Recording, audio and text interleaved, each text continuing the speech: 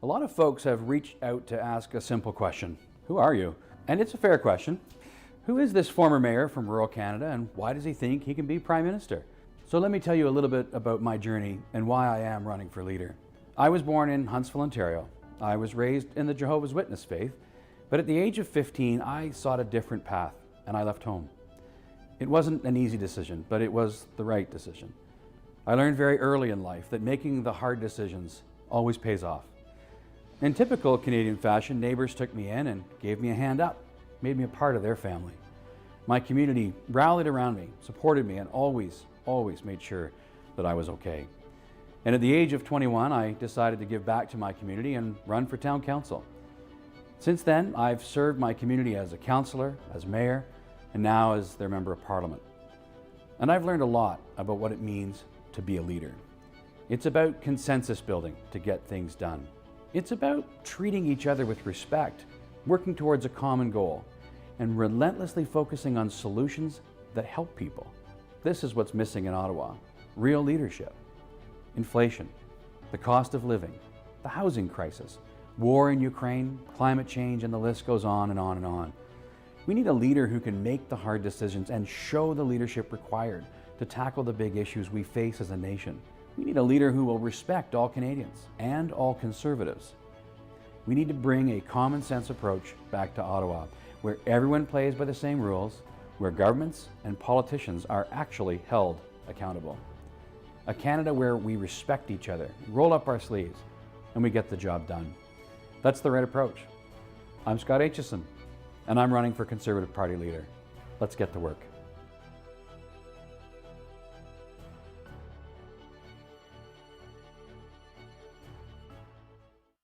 Hi, I'm Roman Baber. I came to Canada when I was 15 with my family, and we didn't have a cent to our name. My first mattress was from the recycling bin across the street.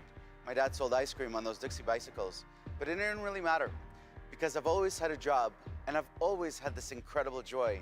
This country has given me every opportunity to work, to go to school, to succeed, to join a small business, and then be elected by the very same community that welcomed me as a new Canadian 22 years earlier.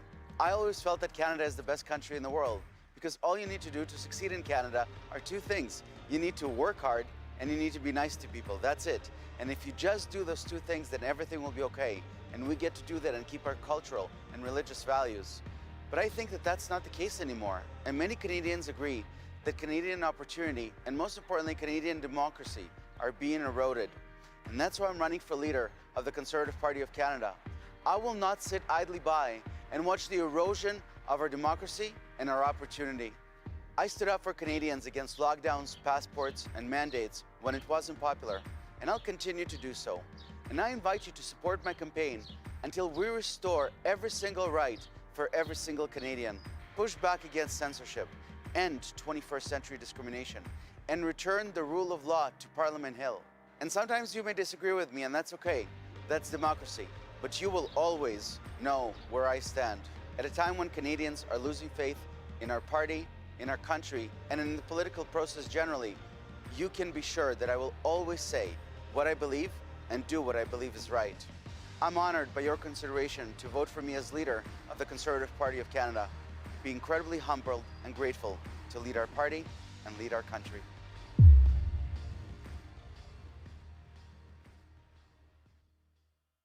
Here's the problem. Trudeau thinks he's your boss. He's got it backwards. You are the boss. That's why I'm running for Prime Minister, to put you back in charge of your life. Together, we will make Canadians the freest people on earth, with freedom to build a business without red tape or heavy tax, freedom to keep the fruits of your labor and share them with loved ones and neighbors, freedom from the invisible thief of inflation, freedom to raise your kids with your values, freedom to make your own health and vaccine choices, freedom to speak without fear, and freedom to worship God in your own way. See, in a free country, smaller government makes room for bigger citizens. People have room to take responsibility for themselves and each other. Neighbors care for neighbors. A job is the best anti-poverty program, and family and community are the best safety net. Now, the people with power, the media, interest groups, corporate giants, government authorities will fight tooth and nail to keep on top. So it won't be easy. But easy street leads to a dead end, and hard roads lead to the best destinations. Our destination is a Canada where the government is servant, not master. As Henley might say, you are the master of your fate. You are the captain of your soul.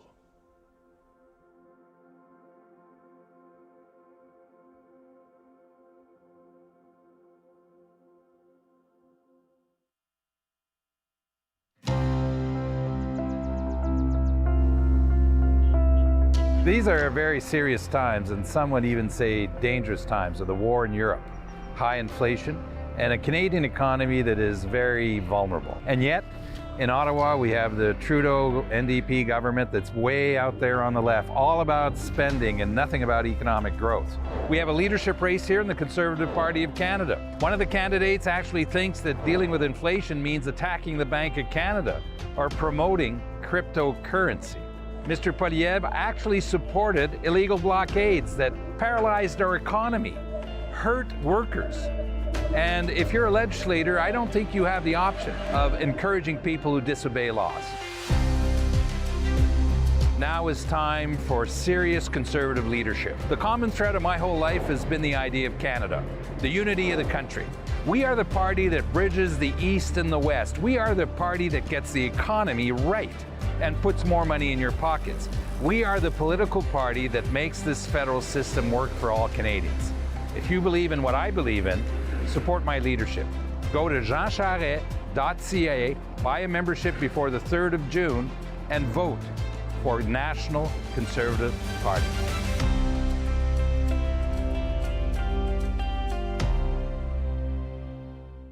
Canada is the greatest country in the world. When my parents first moved here, when I was 5 years old, I saw them leave everything behind because they knew this country offered freedom, opportunity, and prosperity. I want to make sure that the next generation has the same opportunities that I had growing up in this great country. I knew that I couldn't stand on the sidelines and watch our country be torn apart by division, erosion of our charter, and skyrocketing debt.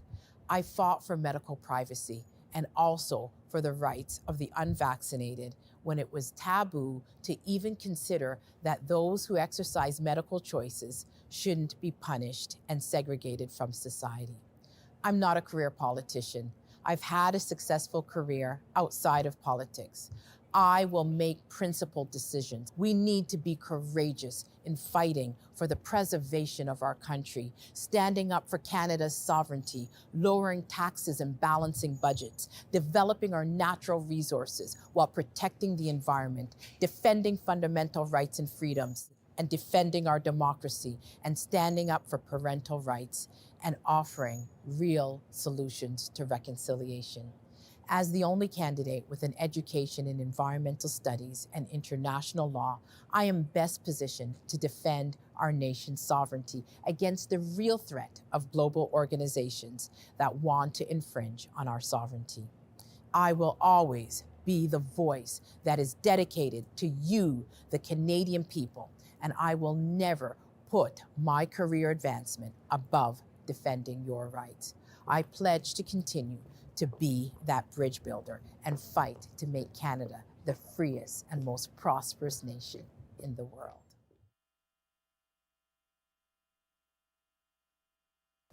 For 2 straight elections, Conservatives have earned the most votes. Yet Justin Trudeau is still the Prime Minister. Why? Because Conservatives forgot how to win. I'll change that. I'm Mayor Patrick Brown, and I'm running to lead the Conservative Party of Canada. I know how to build a broad, multi-faith, multicultural coalition that we need on our side to defeat Justin Trudeau. I've already done it as a mayor in the Greater Toronto Area. I've governed by doubling down on Conservative values and principles, not by running away from them. Here in the GTA, Conservatives must win more seats. It's how we defeat Justin Trudeau. I've frozen taxes, balanced budgets, fought to keep dangerous criminals off our streets, and supported religious freedom. That's the kind of leadership I'll bring to Ottawa. To win, Conservatives need a fighter in their corner, someone who won't back down when the liberal media and cancel culture brigade comes after us. When the liberal media tried to cancel me and destroy my reputation, I fought back and won. I didn't let them cancel me, and I won't let them cancel our party again. It's time for a winning Conservative Party, a Conservative Party with a leader who knows how to welcome new members, new supporters, and new volunteers into our movement. A Conservative Party with a leader who can show millions of Canadians who aren't voting Conservatives now that their values are our values. That's how I won in the GTA. That's how I'll govern Canada as your Conservative leader. Help me lead our party to a Conservative majority government. I'm Mayor Brown. I'm a fighter, a leader, and a winner. I humbly ask for your support. A lot of folks have reached out to ask a simple question. Who are you? And it's a fair question. Who is this former mayor from rural Canada, and why does he think he can be Prime Minister? So let me tell you a little bit about my journey and why I am running for leader. I was born in Huntsville, Ontario. I was raised in the Jehovah's Witness faith, but at the age of 15, I sought a different path, and I left home. It wasn't an easy decision, but it was the right decision. I learned very early in life that making the hard decisions always pays off. In typical Canadian fashion, neighbors took me in and gave me a hand up, made me a part of their family. My community rallied around me, supported me, and always made sure that I was okay. And at the age of 21, I decided to give back to my community and run for town council. Since then, I've served my community as a councillor, as mayor, and now as their member of parliament. And I've learned a lot about what it means to be a leader. It's about consensus building to get things done. It's about treating each other with respect, working towards a common goal, and relentlessly focusing on solutions that help people. This is what's missing in Ottawa: real leadership. Inflation, the cost of living, the housing crisis, war in Ukraine, climate change, and the list goes on and on and on. We need a leader who can make the hard decisions and show the leadership required to tackle the big issues we face as a nation. We need a leader who will respect all Canadians and all Conservatives. We need to bring a common sense approach back to Ottawa, where everyone plays by the same rules, where governments and politicians are actually held accountable. A Canada where we respect each other, roll up our sleeves, and we get the job done. That's the right approach. I'm Scott Aitchison, and I'm running for Conservative Party leader. Let's get to work.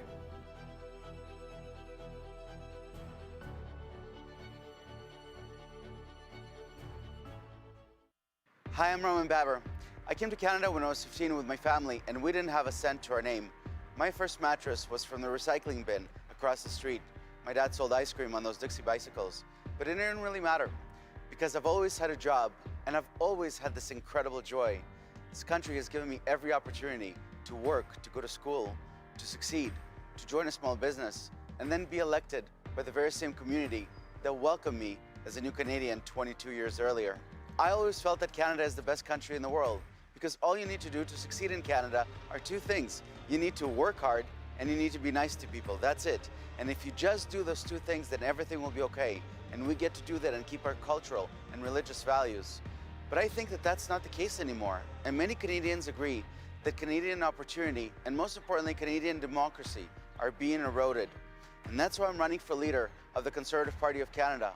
I will not sit idly by and watch the erosion of our democracy and our opportunity. I stood up for Canadians against lockdowns, passports, and mandates when it wasn't popular, and I'll continue to do so. And I invite you to support my campaign until we restore every single right for every single Canadian, push back against censorship, end 21st century discrimination, and return the rule of law to Parliament Hill. And sometimes you may disagree with me, and that's okay. That's democracy. But you will always know where I stand. At a time when Canadians are losing faith in our party, in our country, and in the political process generally, you can be sure that I will always say what I believe and do what I believe is right. I'm honored by your consideration to vote for me as leader of the Conservative Party of Canada. Be incredibly humbled and grateful to lead our party and lead our country.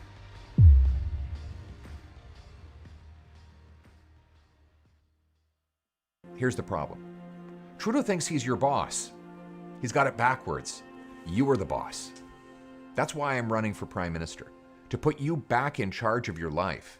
Together, we will make Canadians the freest people on earth. with freedom to build a business without red tape or heavy tax, freedom to keep the fruits of your labor and share them with loved ones and neighbors, freedom from the invisible thief of inflation, freedom to raise your kids with your values, freedom to make your own health and vaccine choices, freedom to speak without fear, and freedom to worship God in your own way. See, in a free country, smaller government makes room for bigger citizens. People have room to take responsibility for themselves and each other. Neighbors care for neighbors. A job is the best anti-poverty program. And family and community are the best safety net. Now, the people with power, the media, interest groups, corporate giants, government authorities will fight tooth and nail to keep on top. So it won't be easy. But easy street leads to a dead end, and hard roads lead to the best destinations. Our destination is a Canada where the government is servant, not master. As Henley might say, you are the master of your fate. You are the captain of your soul.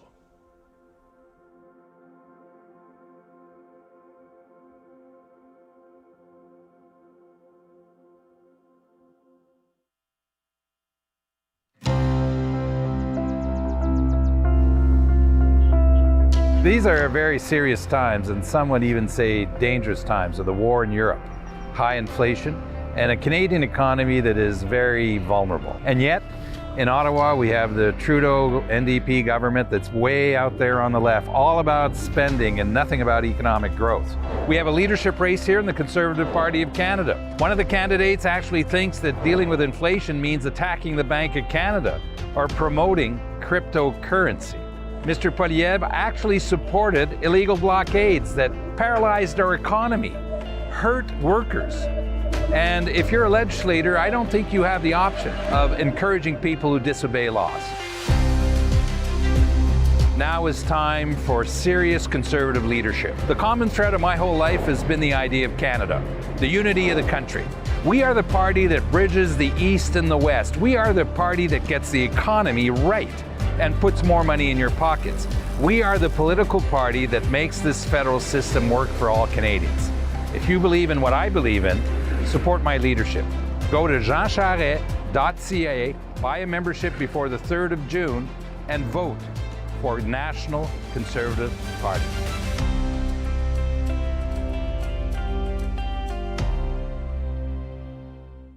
Canada is the greatest country in the world.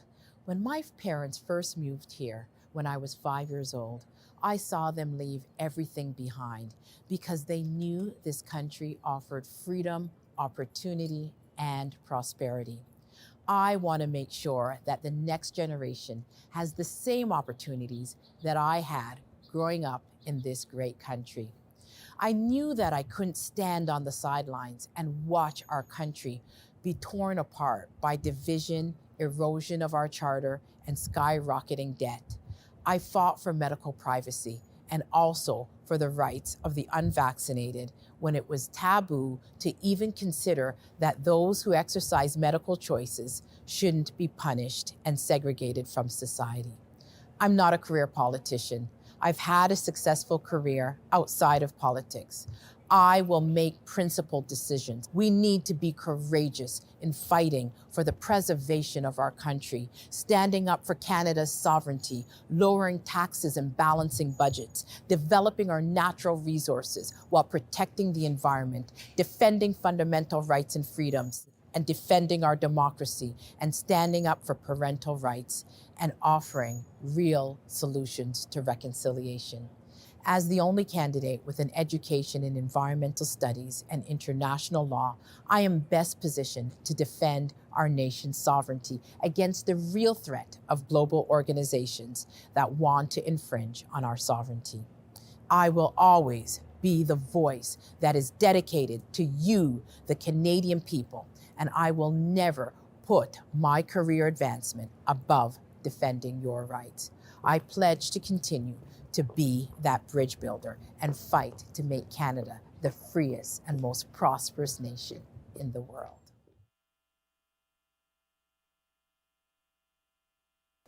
For 2 straight elections, Conservatives have earned the most votes. Yet Justin Trudeau is still the Prime Minister. Why? Because Conservatives forgot how to win. I'll change that. I'm Mayor Patrick Brown, and I'm running to lead the Conservative Party of Canada. I know how to build a broad, multi-faith, multicultural coalition that we need on our side to defeat Justin Trudeau. I've already done it as a mayor in the Greater Toronto Area. I've governed by doubling down on Conservative values and principles, not by running away from them. Here in the GTA, Conservatives must win more seats. It's how we defeat Justin Trudeau. I've frozen taxes, balanced budgets, fought to keep dangerous criminals off our streets, and supported religious freedom. That's the kind of leadership I'll bring to Ottawa. To win, Conservatives need a fighter in their corner, someone who won't back down when the liberal media and cancel culture brigade comes after us. When the liberal media tried to cancel me and destroy my reputation, I fought back and won. I didn't let them cancel me, and I won't let them cancel our party again. It's time for a winning Conservative Party, a Conservative Party with a leader who knows how to welcome new members, new supporters, and new volunteers into our movement. A Conservative Party with a leader who can show millions of Canadians who aren't voting Conservatives now that their values are our values. That's how I won in the GTA. That's how I'll govern Canada as your Conservative leader. Help me lead our party to a Conservative majority government. I'm Mayor Brown. I'm a fighter, a leader, and a winner. I humbly ask for your support. A lot of folks have reached out to ask a simple question. Who are you? And it's a fair question. Who is this former mayor from rural Canada, and why does he think he can be Prime Minister? So let me tell you a little bit about my journey and why I am running for leader. I was born in Huntsville, Ontario. I was raised in the Jehovah's Witness faith, but at the age of 15, I sought a different path. Ladies and gentlemen, welcome to the It wasn't an easy decision, but it was the right leadership decision. debate here in I Edmonton, learned very Alberta. early in life that making the hard underway in about decisions 10 minutes. always pays off. I just wanted In to take typical this Canadian fashion, opportunity to neighbors took remind me you in and of gave me a the hand up, leadership made me a election part of their organizing family. committee rules that My community prohibit rallied candidate around me, posters supported me, and and always signs made inside the sure debate room. that I was okay. If you display And at the age of posters or 21, I signs during decided the to give debate, back to my you will be community asked and to leave. run for town council. We'll get underway in about Since 10 then, minutes, I've so please served my make your way to community your as a seats. councillor, Thank you. as mayor, and now as their member of parliament. And I've learned a lot about what it means to be a leader. It's about consensus building to get things done. It's about treating each other with respect, working towards a common goal, and relentlessly focusing on solutions that help people. This is what's missing in Ottawa: real leadership. Inflation, the cost of living, the housing crisis, war in Ukraine, climate change, and the list goes on and on and on. We need a leader who can make the hard decisions and show the leadership required to tackle the big issues we face as a nation. We need a leader who will respect all Canadians and all Conservatives. We need to bring a common sense approach back to Ottawa, where everyone plays by the same rules, where governments and politicians are actually held accountable. A Canada where we respect each other, roll up our sleeves, and we get the job done. That's the right approach. I'm Scott Aitchison, and I'm running for Conservative Party leader. Let's get to work.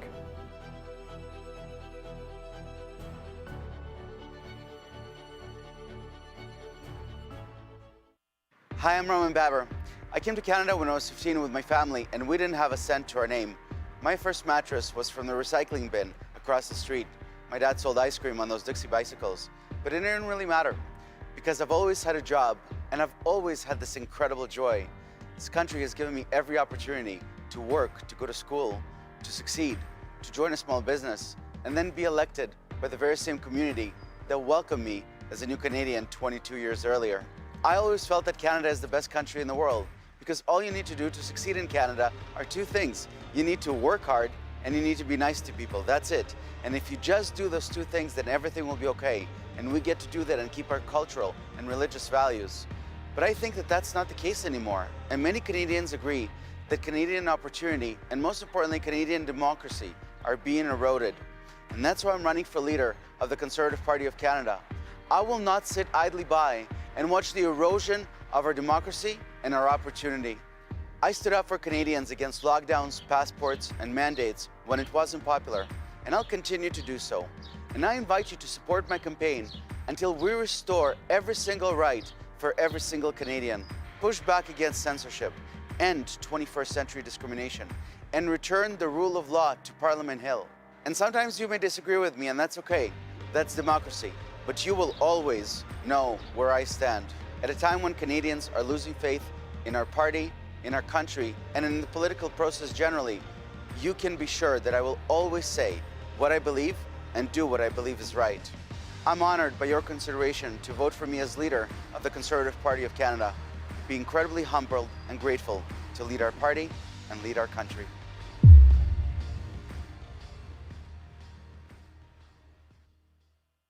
Here's the problem. Trudeau thinks he's your boss. He's got it backwards. You are the boss. That's why I'm running for Prime Minister, to put you back in charge of your life.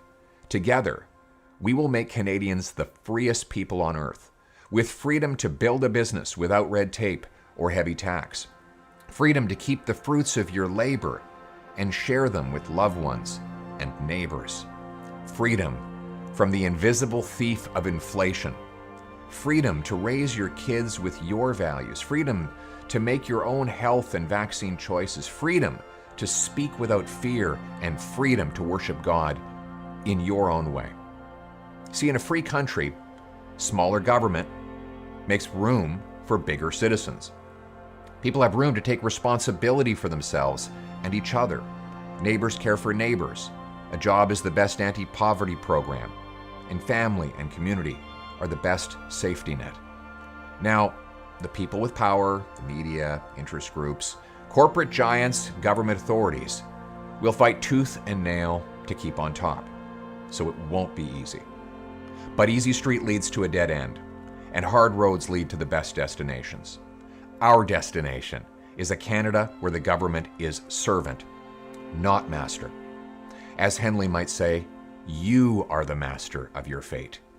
You are the captain of your soul.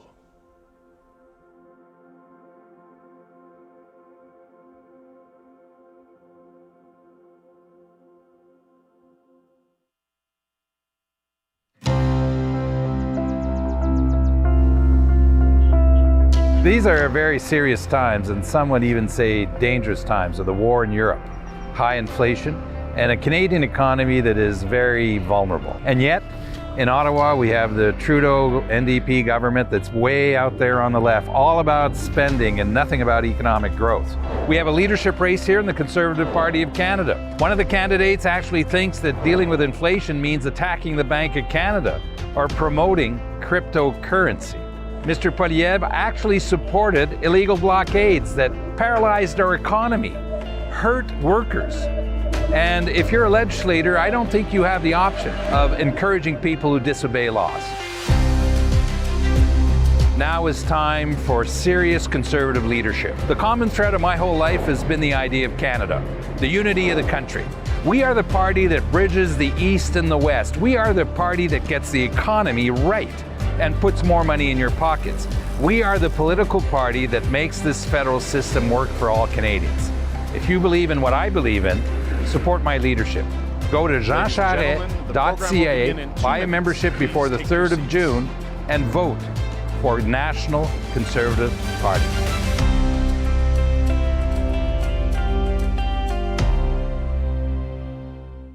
Canada is the greatest country in the world. When my parents first moved here, when I was 5 years old, I saw them leave everything behind because they knew this country offered freedom, opportunity, and prosperity.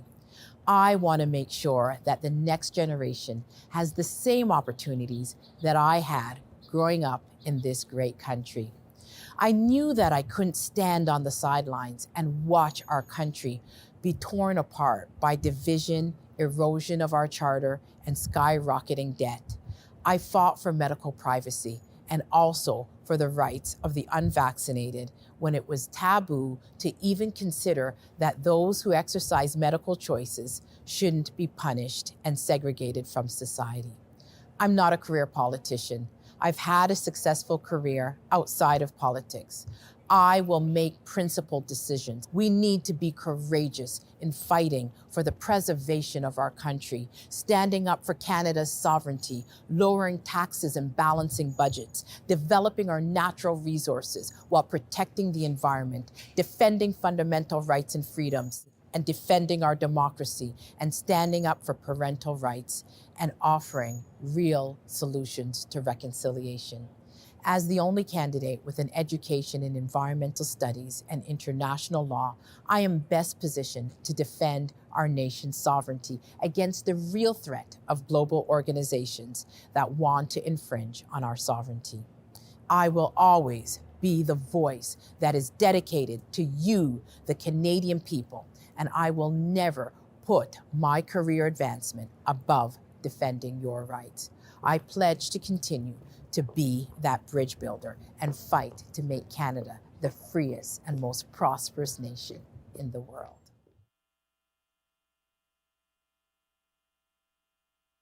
For 2 straight elections, Conservatives have earned the most votes. Yet Justin Trudeau is still the Prime Minister. Why? Because Conservatives forgot how to win. I'll change that. I'm Mayor Patrick Brown, and I'm running to lead the Conservative Party of Canada. I know how to build a broad, multi-faith, multicultural coalition that we need on our side to defeat Justin Trudeau. I've already done it as a mayor in the Greater Toronto Area. I've governed by doubling down on Conservative values and principles, not by running away from them. Here in the GTA, Conservatives must win more seats. It's how we defeat Justin Trudeau. I've frozen taxes, balanced budgets, fought to keep dangerous criminals off our streets, and supported religious freedom. That's the kind of leadership I'll bring to Ottawa.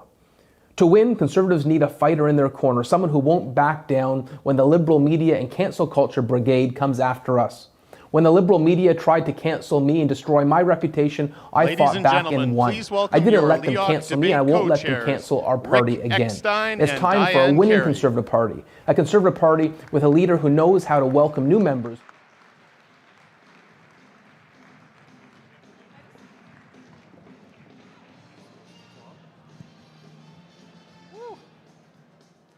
Bonsoir, Canada. Good evening, Canada. And on behalf of the Conservative Party of Canada, welcome to Edmonton, where we have over 1,000 people in the audience tonight.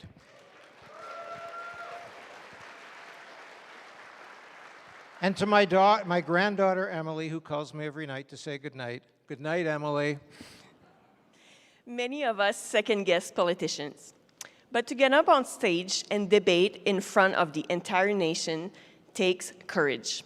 And tonight, all our participants deserve our thanks and appreciation.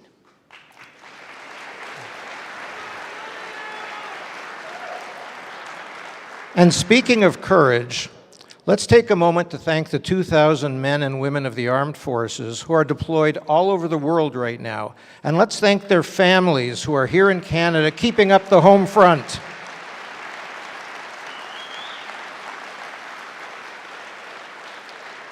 As we sit here tonight for a democratic debate, these military members and their families are really at the sharp end of democracy.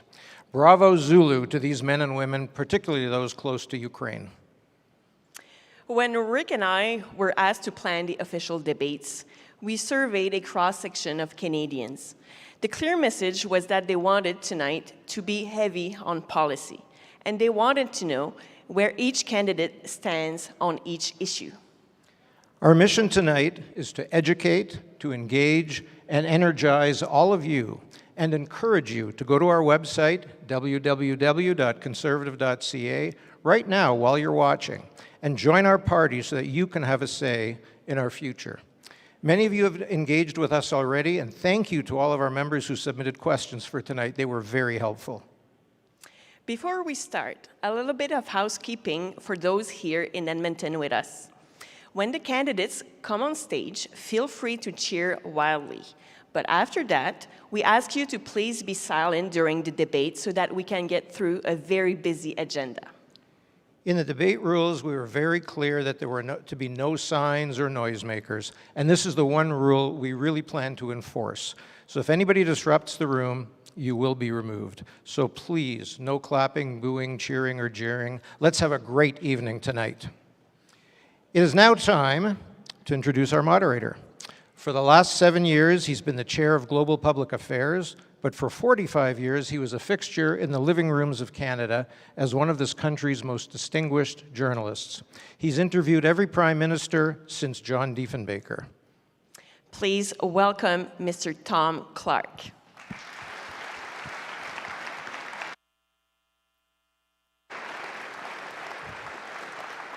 Thanks very much, Rick and Diane, and Good evening, Edmonton. How are you? Terrific. And in fact, good evening, Canada, because this event is being broadcast live right across the country by CBC and by CTV, so this is for everybody. I want to thank all of you to start off with, and of course the organizing committee for inviting me to participate in what is going to be a very important evening. And frankly, I don't know who was more courageous, them or me, but anyway, here we are. This is going to be a very big night for Conservatives, obviously, for all of you in the room and Conservatives across the country, because you will have the opportunity to listen, to assess, and ultimately to judge who among these 6 candidates is the best one to lead the party into the future. I would also say that this is a very big night for Canadians everywhere in Canada, regardless of political stripe or affiliation, because good, healthy, informed, and yes, passionate debate is the very lifeblood of a good, healthy democracy.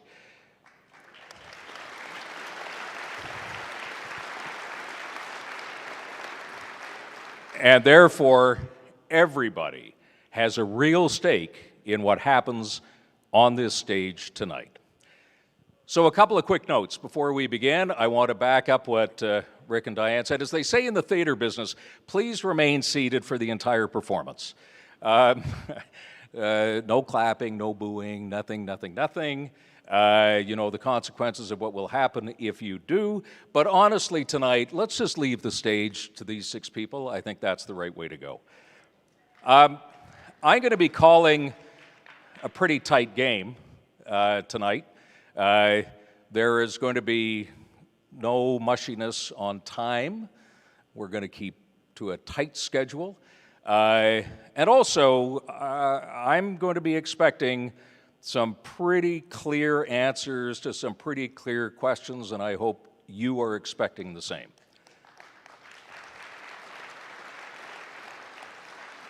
Final quick note, there are 5 distinct parts of this debate, and as we begin each part, I will be reminding the candidates of what the rules are, what the format is, and what the timing is, and through them, you'll be hearing the same thing. So you'll know at the beginning of each segment exactly where we're going to go and what we're going to be doing. Buckle up, everybody. Now, please welcome your candidates for the leadership of the Conservative Party of Canada.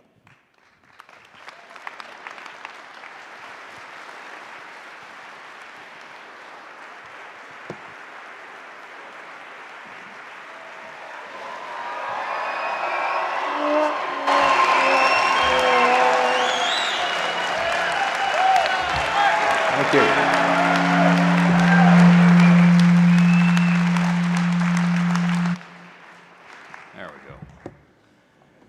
Good evening, candidates. Everybody well? I do believe this is my problem.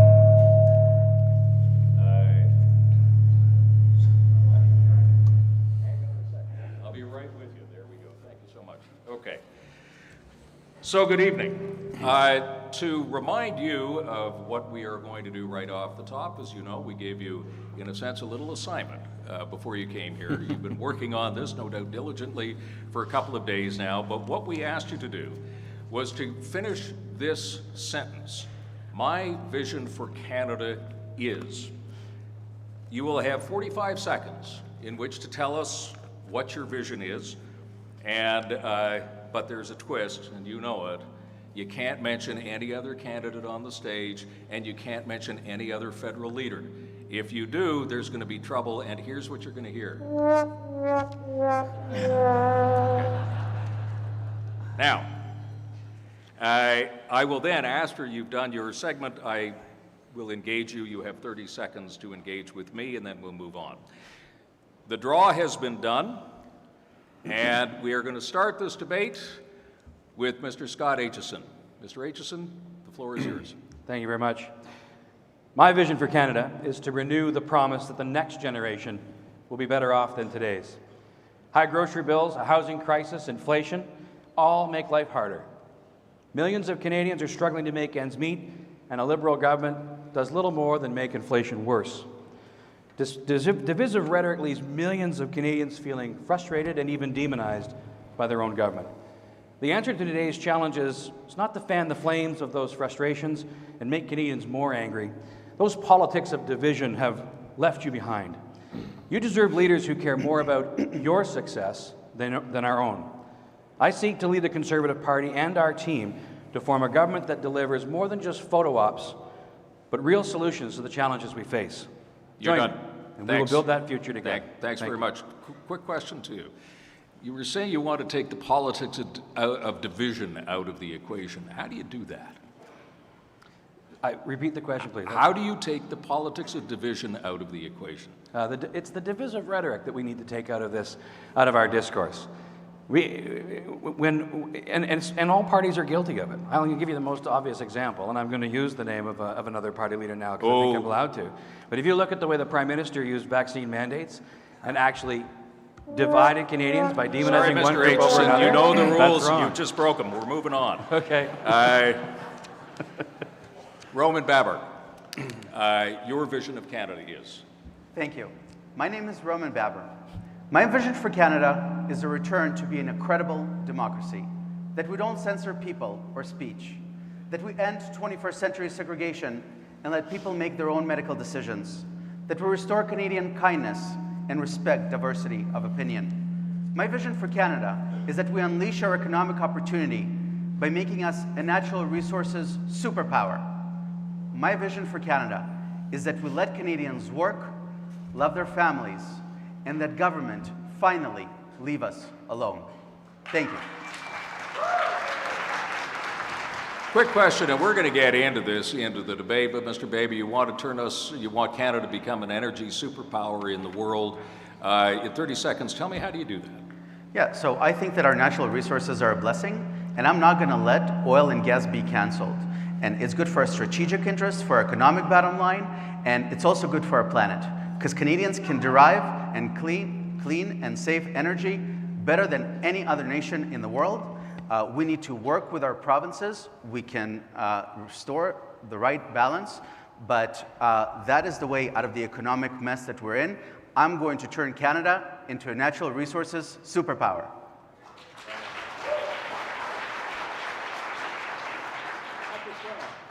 Sorry, Patrick Brown. My vision of Canada is? My vision of Canada includes a Conservative Party that builds a broad, multi-faith, multicultural coalition that can win. We've lost 3 elections in a row, and we've forgotten how to win in areas like suburban Canada, in the GTA where I get elected. We'll never win with a divisive leader who repels voters and doubles down on discriminatory policies that trample over the religious freedoms of Canadians. The choice before the party is clear. Do we want an unelectable party leader who drives voters away, walks straight into liberal traps, giving unclear answers on divisive issues like abortion, and wedges Conservatives against each other? Are we ready to win? I'm Mayor Patrick Brown, and I'm ready to win, and we need your help. Now, I just want to remind the audience, you're all crossing a red line here, so you want to be careful. Just let me pick up, Patrick, you're talking about, like Mr. Aitchison did, the politics of division. You skated pretty close to mentioning the name of somebody on here, which you know was against the rules, so that's fine. But how do you take suburban Canada and make it conservative blue with the background that you've been talking about and the failures in the past? You know, I look at suburban Canada, it's a mosaic of the country. And I truly believe, and I've shown, you can convince residents who have traditionally voted for other parties that their values are our values, conservative values. I've seen that in Brampton, I've seen that across the GTA. So it's really about building those relationships and telling our story that we're the party that will fight to make sure we don't spend beyond our means, balance budgets, and fight for every Canadian. And that's key. We need to send a message. We'll fight for every Canadian, no matter their walk of life. Thank you very much. Mr. Polyev, your vision of Canada is one where you, the citizens, are masters and your government is servant. It is one where people have the freedom to take back control of their lives. That means freedom from inflation, so that hardworking single mothers can afford nutritious food for their kids. Freedom from inflation so that 32-year-olds don't have to live in their parents' basements, that they can actually afford their own homes. Freedom from inflation and carbon taxes that have made it unaffordable for working people to fill their trucks with gas. The freedom to speak without fear and censorship, and the freedom to make your own medical decisions. In other words, the freedom to be master of your own destiny and a captain of your own life. Thank you.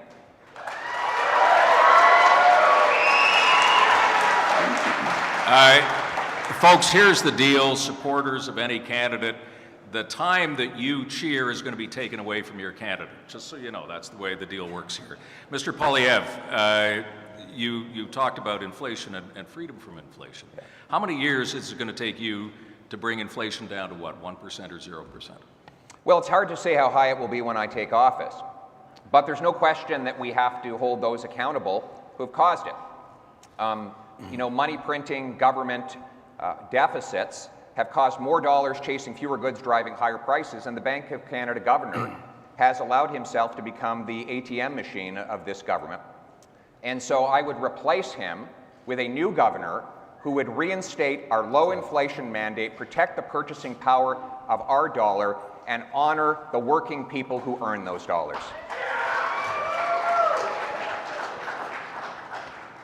Okay, I have a feeling we'll be getting back to that point you made in a minute. Dr. Leslyn Lewis, your vision.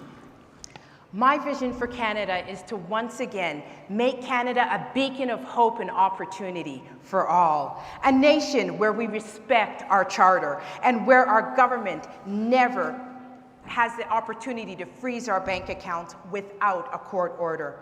National unity is at an all-time low. Many people have been traumatized by COVID lockdowns and government mandates. I'm running to be a bridge builder, to unite the party and to unite the country. Business owners will have the confidence to take chances again. We will develop our natural resources while protecting the environment without a carbon tax. We will respect freedoms and uphold our Charter of Rights. I'm running to make Canada one of the freest and most Dr. Lewis, you're out of time. Let me quickly pick up on one thing that you said. You said that we have never been so divided, or national unity has never been so challenged. What are you basing that on? If we look at the last 2 years, we have seen families torn apart by COVID. We see parents not talking to children. We've seen a government that has pit Canadians against each other. There are millions of people who cannot travel in their own country, people who are unemployed. The government has used COVID to divide Canadians, and it's time for us to heal. Folks, I've really got to, I don't want to stop the debate, but we will, if necessary. You've been asked a number of times now, please don't do that. So I'm asking you once again, please don't do that, or your candidate will get penalized. Finally, Jean Charest, your vision of Canada is? Well, thank you very much. And first, let me say how delighted I am to be here in Edmonton, Alberta, and to join with my fellow candidates on this stage. You're asking the fundamental question of this leadership campaign, and the reason I'm running is because I see a country that is deeply divided. And I am running because I believe that national unity is the #1 challenge of any prime minister in this country. That nothing big, nothing of substance gets done unless we're able to bridge the country between the East and the West. And that's what I've done all my life. It's what I've fought for. And that's what the Conservative Party needs to be about in the next election campaign, to offer that national vision. Let me just pick up on one thing that you said. You're talking about East and West. You know, in the battles gone by, it was always Quebec, and is Quebec in or is Quebec out? How much of the East is about Quebec, and that national unity piece is about Quebec? It isn't just about one province. It can never be about just one province. It's about the whole country, Tom. And you know, on issues like energy, for example, whether it's oil, gas, or pipelines, or mining, We as a country need a national leader who is going to stand up for the resource industry. When have we ever heard the Prime Minister say, I believe in this project. I think it should happen. And yes, please, I'm delighted to name him if you want me to. You heard that. I did. You broke the rules. Well, and I did it anyway. deliberately. Thank you. Okay. We're moving on to the second section of the debate now, and let me just quickly remind the candidates of what this is all about. We are asking you a series of rapid-fire questions on a number of policy issues, and we're looking for a yes or no. The question will be very clear. There will be no doubt about the yes or no answer, but there's also 15 seconds right away for you to expand a little bit or qualify your yes or no if you wish. You don't have to, but you can if you want to. Once everybody is answered, I will choose two of the candidates who perhaps have opposing views and query it a little bit more and let you talk a little bit. We will be moving on. The draw has been done for this as well, and I'm just looking for how much time you've got here. 15 seconds, then 30 seconds when we come back, when I pull the two people out. Okay, rapid fire question, here we go, and we're starting with Dr. Lewis, and then we'll work down the line from there. Dr. Lewis, the war in Ukraine, as we all know, has been an unspeakable tragedy, and it continues as we speak tonight. Carnage and destruction are unimaginable. Do you support creating a no-fly zone over Ukraine? The attack on Ukraine should be taken seriously. We have to ensure that we do not exacerbate the tensions that are already there. Is that a no? Oh, that's right. No. No. Thank you very much. Moving on. Mr. Beber. No. You know, my mother's family is from Ukraine. I'm heartbroken. We're witnessing a catastrophic loss of life and infrastructure. There needs to be a greater effort to end the conflict. Escalation will not get us out of it. The only way to end it is to bring the sides to a ceasefire. Mr. Charest. We could only do that if our NATO allies agreed. Canada can't do that alone. We all admit that. What we need to do in Ukraine is three things. Lethal weapons for Ukraine. That's what they need, and that's what Canada should do more of. More aid, and bringing Ukrainians who want to come to Canada here in this country so that they're secure. I'm not sure whether that was a yes or a no. It's a no. If our allies are not there, Tom, we can't do it. Mr. Aitchison. No, and I'll build on what Mr. Charest said. Part of the problem, of course, is that we've never met the 2% of our GDP in terms of military funding to meet our commitments to NATO. Canada's not a reliable partner in the world, and we need to do a lot better than we are. Mr. Brown. Yes, I believe Canada should push and actively advocate and be part of it to show that NATO is serious about these encroachments. We need to stand steadfast with our allies in Ukraine. Mr. Poilievre. No, but I believe we should provide more lethal weapons to our Ukrainian allies and offer refuge to Ukrainians who are fleeing. We also need to unleash Canadian energy production so that we can help break European dependence on Putin. Okay, thank you very much. I'm just going to go with Patrick Brown and Mr. Poilievre on this because you have opposing views. Mr. Brown, you said that we should encourage and participate in a no-fly zone over Ukraine. You, Mr. Poilievre, say no. So, Mr. Brown, let me ask you about the concerns that people have about escalating a war by doing such a thing as a no-fly zone, which would require offensive fire against, for example, radar stations and installations. Well, I certainly don't believe we should abandon our allies, and the pleas from Ukraine need more than promises and best wishes. We are seeing an encroachment in Europe that has not been seen in the modern era, and we need to make sure they know that Canada stands with them more than our wishes and photo ops with the Prime Minister showing up in Ukraine. We need to give them all the support they've asked for, which includes, and that's the request from Ukraine. And Mr. Poilievre, if I could just play off of that, you say no, and yet it's the very thing that the Ukrainian government has asked for over and over again, the no-fly zone. Right. The reason is that if we bring in a no-fly zone, it could very quickly escalate to Canada being in a war with Russia. And I'm not standing on the stage today promising to declare that war. I'm making the responsible position that will provide the material support necessary that we can as Canadians, both to the population and to those fighting against the Russians, but also do what we can strategically to provide Europe with an alternative source of energy so that the Europeans no longer have to fund Russia's war with machine by buying all of its oil and gas. Thank you very much, both of you. Next question, Mr. Baber, it goes to you. Way back in the 1970s, you may not be able to remember that, but nevertheless, ancient history. But Pierre Trudeau brought in supply management, basically a state-run system to manage dairy and poultry industries in this country, setting huge tariffs for foreign products and, in the process, inflating prices here at home. Do you support the current supply management system? Yes or no?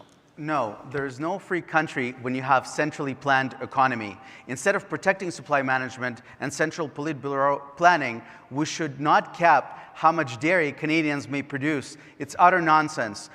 I oppose supply management. Mr. Charest. I fully support supply management. I always have. And in this era of supply chains that are disrupted, this is, in fact, a policy that guarantees us access to food that we need. So I unequivocally support supply management. No, I don't. In fact, supply management costs the average Canadian family about $600 a year. I think it's important in an affordability crisis that we actually help Canadians make food cheaper to eat. That's the problem with supply management. It's costing too much for Canadians. Thank you. Mr. Brown. Yes, the party has a history of supporting supply management, but I think it's fair in this affordability crisis to have a broader consultation with our membership. Mr. Poilievre. I do support supply management. The alternative would be to buy out the quota, and that would cost $10, $20, $30 billion, and that would have to be done through a tax on consumers, which could be more expensive than the alternative. We should lower food costs by getting rid of the carbon tax and other taxes that are driving up the cost of food. Mr. Aitchison and, I'm sorry, Dr. Lewis, my apologies. Supply management. I do support supply management. Our dairy and egg producers give us superior products. Without supply management, our industry would be overrun by U.S. producers. I prefer to have a superior product that we'll pay a little bit more for, and if we want to bring down the price, cut the carbon tax. Okay. I'm going to ask Mr. Baber and you, Dr. Lewis, because you hold opposing views on this. Mr. Baber, why don't you tell Dr. Lewis exactly why it is that we should not have supply management and perhaps, as the critics of your position would say, put those industries into jeopardy? So one of the themes today is cost of living. At a time when cost of living is so high, visit a grocery store. Life is becoming unaffordable. Why not to increase more supply instead of telling farmers how much milk they can produce? We should encourage the creation of more goods, especially if we're worried about inflation. But I support a gradual phasing out of supply management because yes, we do have quotas and we have concessions that people bought. We have to provide them with some ease down, but we should not cap how much Canadians can produce. Okay. And Dr. Lewis, critics of your position might say, what is a conservative doing supporting the policies of Pierre Trudeau on a state-imposed mechanism? Well, from a free market perspective, supply management, of course, is not a free market ideology. However, we have to ensure that we support our farmers, and we have to ensure that Canadians get the best product on their table. If we want to cut costs, we can cut the carbon tax, and that is what is bringing up the cost of food for Canadians. Thank you very much, both of you. Mr. Charest, you get the first swing at this next question. As we've seen in the United States in the last couple of weeks, there are no laws around abortion. Abortion is only allowed by the Supreme Court decision known as Roe versus Wade. And courts, as we are seeing, can change their minds. In Canada, we don't have any laws either on this. We depend on the Morgentaler case, which essentially decided that it was not illegal. So the question is this: would you support legislation around abortion? I am pro-choice, and my government would not bring in legislation or support legislation to change or to restrain the rights of women. The situation we have now is what we should maintain, and that is a very clear. They're all candidates except one on this stage has stated their position on this. Mr. Aitchison. I will always defend a woman's right to her personal reproductive health choices, period. Always. Thank you, sir. Mr. Brown. I'm pro-choice. I support a woman's right to choose, and any government that I lead would not revisit this issue. Mr. Poilievre. A Poilievre government would not introduce or pass legislation restricting abortion. Dr. Lewis. I am pro-life, and women in Canada can have an abortion up until 9 months, and so there is no restriction on abortion. What we need to do is have conversations about what we believe in, Thanks. what We're out we of agree on. time. Mr. Baber. I don't believe that government has a role in how people start and grow their families. If as conservatives we want to stay out of people's lives, then we should stay out of the most intimate areas of their lives. But that doesn't mean that we don't respect parliamentary democracy, that we gag our MPs, that we don't allow people to contest nomination. I'm wondering how all my friends feel about others in caucus who have different views. Okay. Let's just further explore this a little bit. Mr. Charest, I want to start with you, and Mr. Aitchison, I want to bring you into the conversation as well. You say, you know, everybody interpreted the question of a law around abortion as restricting it. What if it was a law enshrining it? Well, it's not what's anticipated. I mean, it's clearly not the case. But on this issue, can we be clear on one thing? Every candidate in this race needs to tell the women of Canada where they stand, whether they're pro or against. The women of Canada, deserve to know where they stand. And Mr. Poilievre's answer, quite frankly, does not fit that test. Okay. We will be taking 10 seconds away from Mr. Poilievre, but Mr. Aitchison, get in. I think that it's nonsense. Yeah, Mr. Aitchison, please go ahead. I think it's important for us to always be respectful of each other. There are really strong views and deeply held beliefs on this issue. And this is one of the problems that I see in our party today. We've become factions, and we don't listen to each other and respect each other as we debate ideas and differing opinions. Then Canadians will never trust us. And so this, to me, is about respect, and really I don't see a lot of that, unfortunately, on this issue. Right. Thank you very much. Next question, Mr. Aitchison, we're going to start with you. Last year, Canada took in more immigrants than at any other time in our history, doubling the usual number of about 250,000, and we're planning to increase that number even more. So looking at the latest numbers of around just over 400,000, is 400,000 or a little bit more the right number to be bringing in every year into Canada? Well, this much I know: we need more Canadians. We need more workers. We need more skilled workers in our economy. It's one of the reasons we have a housing shortage in this country. We need 200,000 skilled tradespeople in this country today. So we need more workers. Whether 400,000 is the precise number or not, it should be targeted, though. Mr. Brown. No, it's not enough. We're not meeting our skilled labor shortage, not even close. And the backlog right now under Justin Trudeau, under the current Prime Minister, is the largest it's been in Canadian history. He's not properly resourcing our immigration department. It's been an abysmal failure. And Mr. Poilievre. We need the workforce, frankly, but when we bring immigrants here, we need to make sure they have the freedom to own a home by getting rid of the gatekeepers that prevent housing construction, and the freedom to work in their field by getting rid of the gatekeepers that prevent them from getting licenses in their professions and trades. So I will get rid of those gatekeepers and give them that opportunity. Dr. Lewis. The issue is not about quantity, it's about quality. We need to make sure that we bring immigrants here who can contribute to our society. I came here when I was 5 years old, and we need a compassionate immigration system that will have jobs for people. All right, thank you. Mr. Baber. I'm an immigrant to Canada, and I had every blessing our country has to offer. And I think that Canada's multiculturalism is beautiful. We have an aging demographic, a shrinking labor force. We need to encourage lawful immigration. Democracy and opportunity is why immigrants come to Canada. Those are conservative values. Thank you. Mr. Charest. 400,000 may be within the right zone, but it is very much dependent on our ability to integrate people. And how do we integrate?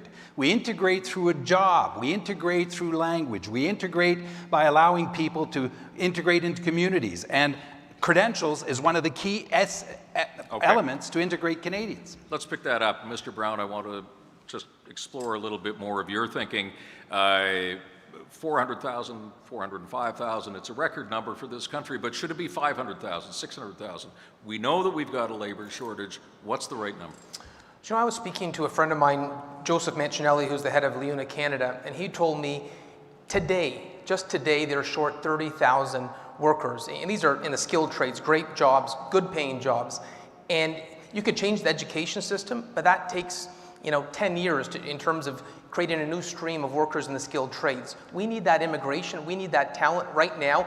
There are jobs that they can't build, houses we can't build, bridges we can't build because of the lack of labor. We need to unleash the Canadian economic potential through immigration.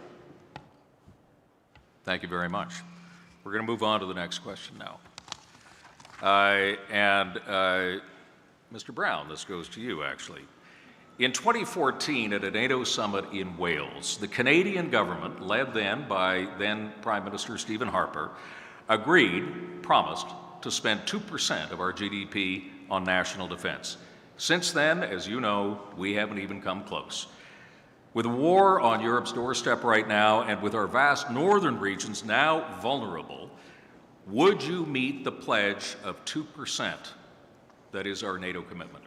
Yes, absolutely. Frankly, we're not taken seriously on a world stage when we can't even meet the obligations that we've committed to. And it's not just about a peacekeeping role abroad, it's about our own sovereignty, the Arctic. And so 100%. Mr. Poilievre.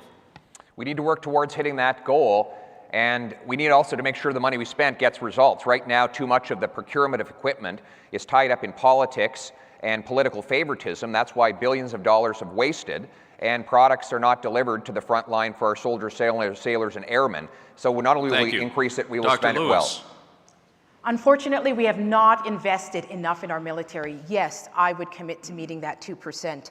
Right now, we are underfunded, and that is one of the reasons why we have not been able to supply the needs that Ukraine could use to assist them. Mr. Baber. Yes, we need to increase our defense spending by 50% in order to meet our NATO commitment. If we're going to ask men and women in uniform to risk their lives, then they must have the best equipment and the best training. But I believe that our defense policy should be limited to safeguarding our country and meeting our treaty commitments. Thanks very much. Mr. Charest. Well, the answer is yes, this is an issue of sovereignty for Canada, and I put out a defense policy that's very detailed. One thing that I think we need to do urgently is assume our sovereignty in the Arctic. And I would open 2 bases in the Arctic, one with a deep sea water port to defend our sovereignty against Russia in particular. Mr. Aitchison. Yes. The sad reality of this is that our military procurement system has become a joke in the world, and we waste money, and we don't have the right equipment for our men and women in service, and our partners, our allies, are making new alliances without us because we're not a reliable partner. Mr. Poilievre, I just want to dig a little bit deeper into your answer. You said that we should work towards it, so not necessarily meeting it. But as you know, this is one of the main irritants in Canada-U.S. relations, regardless of the administration. When you say work towards it, have you got a time frame in mind as to when we get to 2%? Look, it will take a progressive move because it's roughly an extra $14 or $15 billion a year.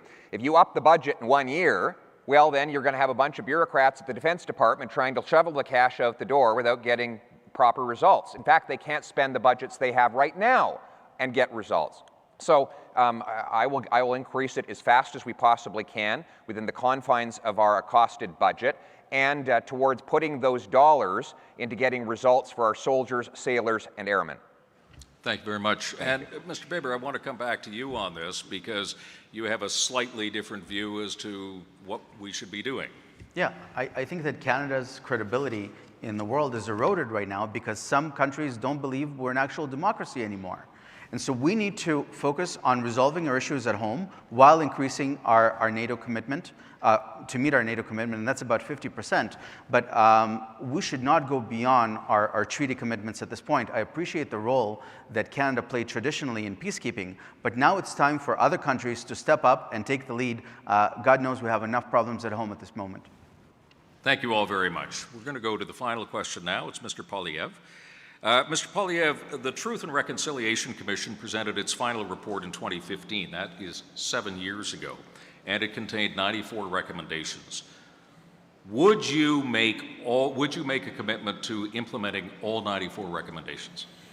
I can't make the commitment to 100% of the recommendations, but what I can is to address the structural unfairness that leads to the injustice, and that is fundamentally in the Indian Act. We have to give First Nations communities control of their money, their land, and their resources. That is the only way that they will be able to have prosperity and paychecks for their people. Dr. Lewis. We need to make sure that First Nations people are at the table where the decisions are being made. And we also need to make sure that we keep our promises. We have been promising year after year clean water on reserves, and we have not delivered. If we cannot deliver on simple promises. We have to be honest and learn our history so we don't repeat it. But dividing Canadians is actually hurting reconciliation. The best thing we can do for reconciliation is to improve the lives of Indigenous peoples.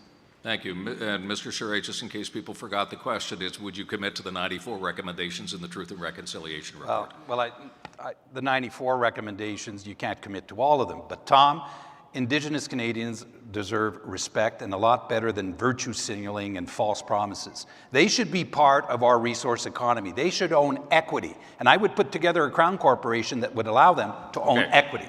Okay. Dr. Lewis, I just want to come back to you because I didn't hear whether you were going to support all 94 recommendations, but can you tell me if you're not going to support all... Tom, I didn't get a chance. Oh, I didn't know you were here. I'm terribly sorry. I'm terribly sorry. Don't, he's going to take time away from me. Stop. No, yeah. Mr. Atchison, my apologies, please. My answer is yes, I would, but I would also make sure we eliminate all boil water advisors. I would expedite the installation of broadband internet. And my approach to reconciliation is a journey, but it will be about fewer conferences in Ottawa and more action on the ground. Thank you very much. Mr. Brown.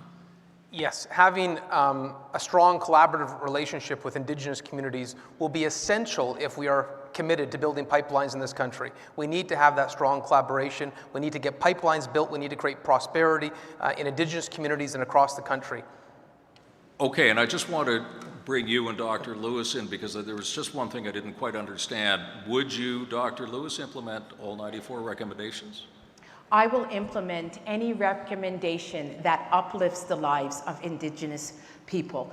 We have let them down, even our missing and murdered Aboriginal women. We have not committed to even dealing with that issue, which is a fundamental issue that affects the core of the society on reserves. Okay, Mr. Brown, if we don't implement all 94, what ones would we not implement of the 94? Choose one that you would not implement. Well, my answer was that I would support the recommendation. So I said yes, and I believe it's integral for us to have that strong collaboration if we're going to have the joint prosperity through the construction of a national energy corridor and pipelines. I just don't see how you can build partnerships with Indigenous communities to get pipelines built if you ignore the recommendations that are so important to Indigenous communities across the country. Thank you all very much on that. That ends this section of the spontaneous yes or no answers. We are now moving towards the what we call the lightning round. Now let me explain. You have been informed of this. Believe it or not, there are Canadians who don't know you guys and Dr. Lewis yet. So this is a chance just to get to know a little bit about who you are and character and likes, dislikes, and that sort of thing. I'm going to ask everybody the same question. We're just going to go down the line. Everybody gets a chance. It's a very fast answer. You'll see that these things are, you got 15 seconds to answer this, and we're going to be starting with Mr. Charest. And Mr. Charest, the very first question I have for you is, what book are you reading now? What book are you reading now? Oh, I was reading the most recent book that I've been reading has been about Russia, and I forget the title right now, but it's been about Russia. Very good. Mr. Aitchison. I'm actually reading a book that Dennis Mills, former member of Parliament for Toronto Danforth, gave me on water. Do you remember the title? Called Water. Oh, it's called Water. Yeah. Okay. So, would you like to know what it's about? Okay. It's about water. Yeah. I get it. It's about the future of water and the importance of water in geopolitical issues. Anyhow. Mr. Brown, what are you reading these days? Well, I'd say on a leadership campaign, let's be honest, there's no time to be laying around reading books, but historically I've loved, legal novels, the John Grisham books. Growing up, I loved Horatio Alger, the rags to riches stories, which is, our Canadian dream. Mr. Polyev, what are you having time to read these days? Well, Jordan Peterson's 12 Rules, great book, and a lot of good lessons. We all need to improve ourselves, and I think he has a lot of good wisdom in that book that could help anybody. Dr. Lewis. Shackleton's Way, it's about sacrificial leadership. It's about lending yourself to service for others and being a leader that people can admire and aspire to. Thank you, Mr. Baber. It's been difficult since the leadership started, but before that, a friend suggested that I read David and Goliath. And that's been a theme that throughout our campaign, we continue to exceed expectations. Sometimes people might surprise you, and you might have an unlikely result. Mr. Aitchison, I wanted to ask you and give everybody a chance. There's a question and there's a twist to the answer. I want to know who your political hero is, and you cannot say Winston Churchill. Prime Minister Diefenbaker. Prime Minister Diefenbaker, he was a tremendous orator. He brought us the Bill of Rights. He was an amazing Canadian who defended Canadians' freedoms and enshrined them in law. Mr. Brown. Absolutely, former Premier Bill Davis. I felt he radiated decency. I learned more from him than anyone else. He lived only a few doors down from me in Brampton, Ontario, and I think his legacy is one that is enormous in our country. Mr. Polyev. Well, Wilfrid Laurier. He opened up the West to immigration. It brought many of my ancestors here. Though he was a Catholic, he made a point of reading a Protestant Bible so he could understand the other side. He said that he used to pick fights with the Scottish boys and flirt with the Scottish girls and managed to bring all the Canadian nations together into this wonderful country we call Canada based on the principle of freedom. Thank you. Dr. Lewis. Point of clarification, did it have to be Canadian? I didn't hear. Just your political hero, as long as it's not Winston Churchill. William Wilberforce. He spent his life fighting for the abolition of slavery, even though he never knew whether or not he would see that materialize. But he had convictions to stand up for what he believed in, and he did not matter if it sacrificed his political career. Thanks very much. Mr. Baber. Margaret Thatcher. We will either stand on principles or we will not stand at all. She was not afraid of making difficult decisions. She stood up to the radical left-wing mob. This is something that I hope we're going to restore to the Conservative Party of Canada. Courage to say what we believe and do what we believe is right. Mr. Charest. Darcy McGee, born in Ireland, went to the United States, chose to come to Canada, renounced Irish nationalism and gave his life for his country because he was assassinated, one of the only political assassinations in the country, by Fenians. Thank you all very much. That was actually really interesting to hear all that. Dr. Lewis, I'm going to start with you, and then, of course, everybody else gets a chance. I know you're all busy. I know that you've got stuff that you're doing right now, but when you have the opportunity to sit down and listen to some music, what do you listen to? I would say probably jazz is my go-to. Who's your favorite jazz artist? Coltrane. Cool. Okay. Mr. Baber. Amy Winehouse. When I hear Amy Winehouse, I can see into her soul. She speaks to issues of addiction and mental health, something that people know that I'm very, very passionate about. And she left us too early. Yeah, Amy Winehouse, Back to Black. Okay. Mr. Charest. Well, for jazz, Pat Metheny, but my family and I are also great lovers of Charles Aznavour. There we go. Mr. Aitchison. Well, I play the piano, so I love to listen to Oscar Peterson. But since my assistant Parker has been driving around with me, I'm starting to listen to a little more country music, so I'm learning a bit more about that. Okay. Mr. Brown? Well, I think I have to say Alessia Cara, because I'm from Brampton, and Alessia Cara is our most famous musician right now. And but I should also say MIA. We're trying to get them for our Canada Day party. A great story of overcoming adversity. Terrific. And Mr. Polyev? Well, I'll pick a local hero, Paul Brandt, Alberta Brown. You got to let them applaud that, Tom. Come on. Okay. I'll allow the applause because it's for Paul Brandt, okay? You'll have to take it off his time. Yeah, I'll take it off his time, yeah. Mr. Brown, I want to start with you. What do you think is, and remember 15 seconds, okay? What do you think is the single biggest threat to Canada today? Our financial chaos right now. We're $1.2 trillion in debt, and if you allow the finances to get out of control of the country, you lose all capacity to deal with the challenges in your country. 1.2 trillion, $2 billion a month in interest.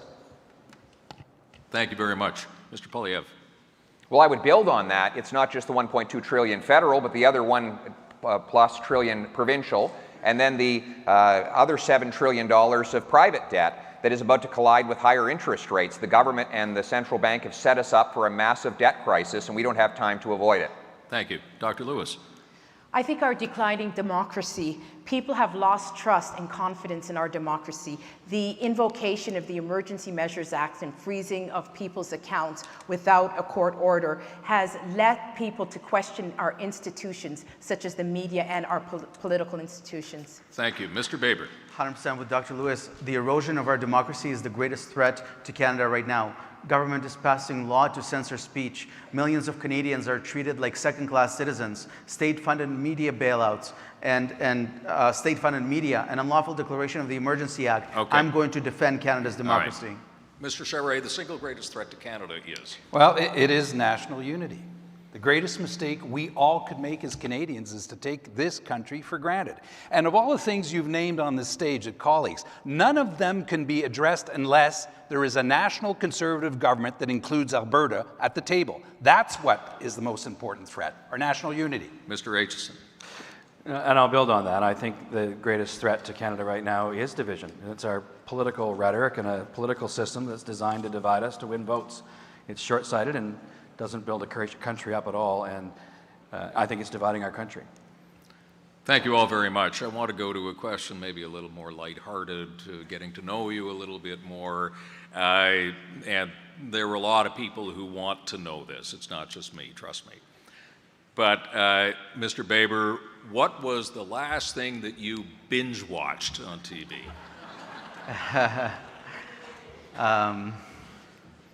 Married with Children. I was at the cottage, and that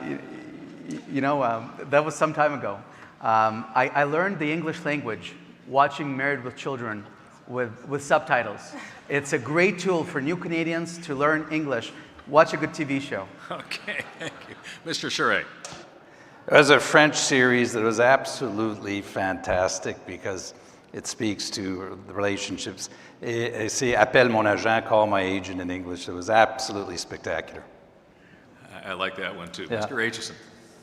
My parliamentary colleague Eric Malillo got me hooked on Brooklyn Nine-Nine while we were doing French immersion in Quebec. Mr. Brown, yeah.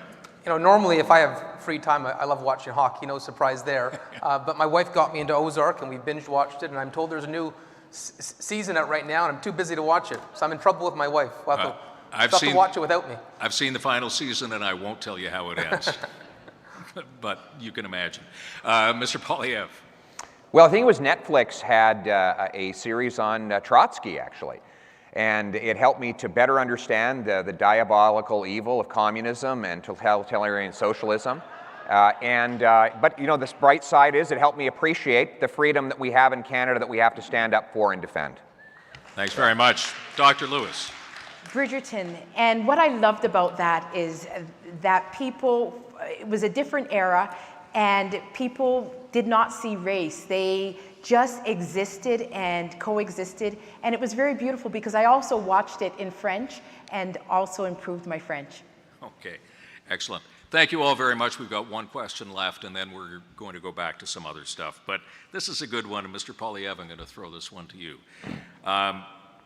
What historical figure from any time, anywhere, would you most like to have dinner with? Abraham Lincoln.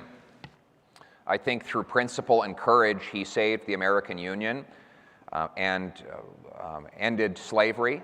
He did so at great, obviously, ultimate personal sacrifice with his eventual assassination.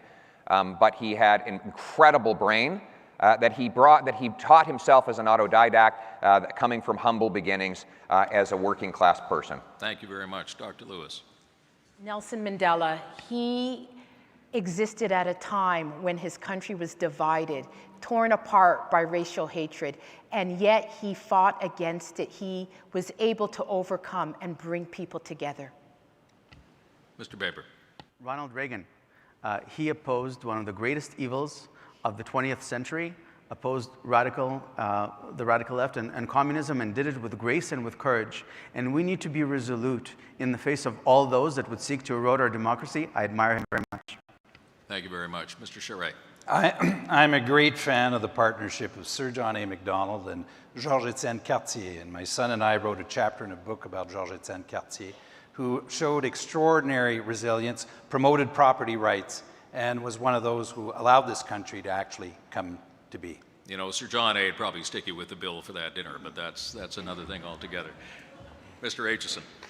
Mine is actually Nelson Mandela as well. He's a hero. How he brought South Africa together and ended apartheid is nothing short of miraculous and incredible. Final word to you, Mr. Brown. Dinner. Well, I'll agree with Mr. Charest. John A. Macdonald, I resent the cancel culture we're seeing on great figures who built our country, and the adversity, the challenges of uniting our country, building Canada. That would be a fascinating dinner. Sorry, I'll figure this out by the end of the debate, my microphone. Thank you all very much. That was fascinating. I know it was a weird little journey to go on, but I think it was interesting. We are now moving on to the next segment of the debate, which is called Face Off. And before we start that, I'd like to bring Emma up, who is going to give you all a prop. And I'll explain to everybody what this is all about. So as we are handing these out, this, in a way, is the segment that you've all been waiting for, when the candidates can choose who they want to debate on any particular issue. And here's the way it's going to work. I'll introduce the topic of the debate to a candidate. Not the question, just the topic. And then you decide, you tell the audience who you want to debate this with. Once you've chosen your opponent, I will then tell you what the question is. There will be 3 rounds of the person you have chosen to debate. The first round, each person gets a minute each. The second round, you get 45 seconds each. The third round, you get 30 seconds each. Now, this is where it gets interesting and why you have the prop in your hand. After we've done the 3 rounds between the 2 people, anybody else can enter this by simply raising your paddle. And you will have a guaranteed 30 seconds to put your 30 seconds in with. Here's the trick. There are 6 questions, and you can only use your paddle 5 times. You can use it all on one question if you want, or you can use it wherever you think you have the greatest advantage, so there is some strategy involved here. I wish you good luck with this. Now, unless there are any questions, we are going to start. And question number 1. Mr. Poilievre, the topic is law, order, and blockades. Who would you like to debate? Patrick Brown. Patrick Brown, okay. Here then, Mr. Poilievre, is the question. And remember, you have 1 minute in the first round to say your piece. We've seen over the past few years blockades at our borders, blockades on rail lines, blockades of construction, blockades at logging sites, and a blockade and an occupation of our capital city. Law enforcement experts say we will likely encounter more and more of this as the years progress. How do you decide when a protest becomes a threat to our national security and our national economy, and would you outlaw any protest that disables critical infrastructure, and that includes our cities? And that includes? Our cities. I believe that blocking critical infrastructure should be illegal. And that's why before the truckers even arrived on Parliament Hill, I said I supported their peaceful and law-abiding efforts to restore their liberties and their livelihoods while condemning any individuals who broke laws, blocked critical infrastructure or behaved badly. That's what individual responsibility actually means. Now, I just find it interesting that you didn't include in your list of threats the axe-wielding terrorists who've been attacking our pipeline workers in Western Canada. I don't know why that doesn't seem to be a trouble to you, but or the rest of the national media, because you're more concerned about truckers who've lost their jobs because of an unfair vaccine mandate imposed on them by a prime minister who was targeting them without any scientific basis than you were about holding accountable people who've actually done violence and most recently just set the car on fire of someone who was investing in the energy sector. Thank you. Mr. Brown, you have 1 minute. Tom, I don't support illegal blockades, whether it's at the Ambassador Bridge, whether it's against a pipeline. I think Conservatives need to stand for law and order, full stop, and illegal blockades have a massive cost on the country. You look at the cost when there was the blockade on the Ambassador Bridge in Windsor. I was just visiting Mayor Drew Dilkins in Windsor just last week, and he was talking about how it affected their economy, Ontario's economy, Canada's economy, and I think Conservatives are the party of law and order, and we can't give exceptions to that. Full stop, no illegal blockades.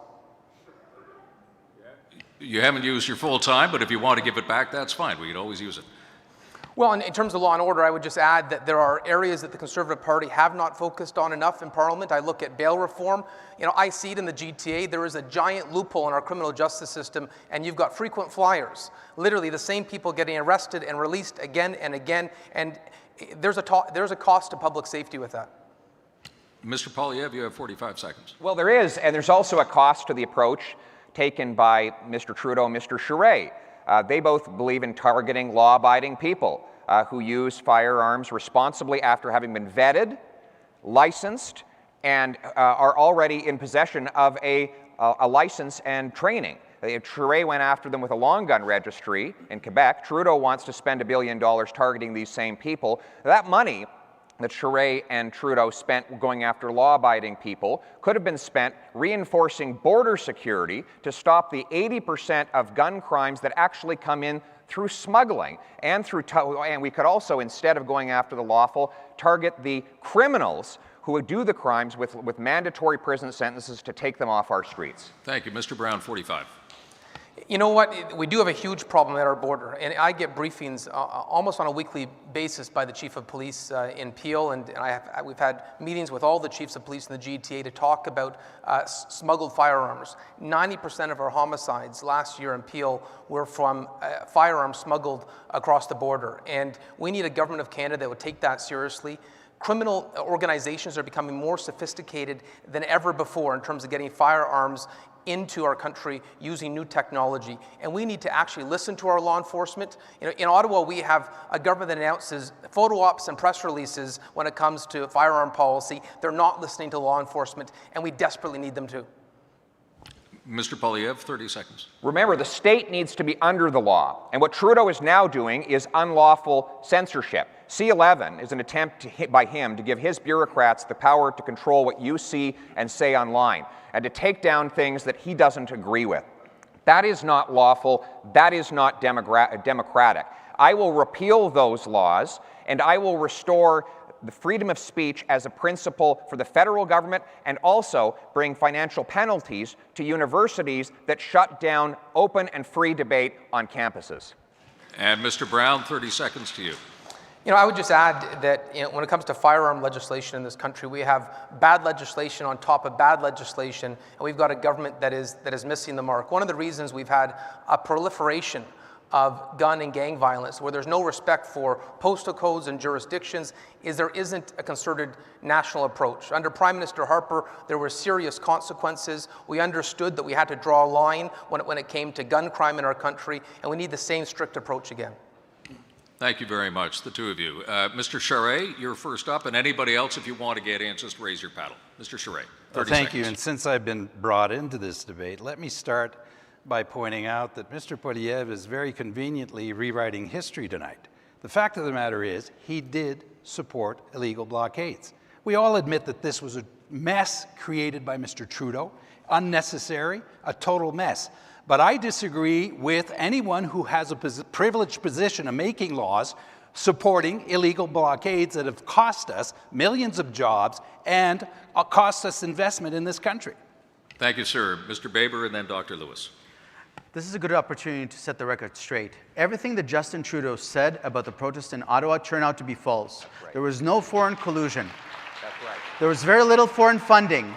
The arson was not connected, and there were no weapons found anywhere near the site. And on February 18th, we saw, as the government was breaking the rule of law with an unlawful declaration of emergencies, the protesters remained peaceful. There was no resistance, no assaults, and on February 18th, we saw this was a truly peaceful movement. Thank you very much, Dr. Lewis. Go ahead. I think we're missing the point about the illegal blockades. If elected officials had just listened to the truckers, they would not have been there that long.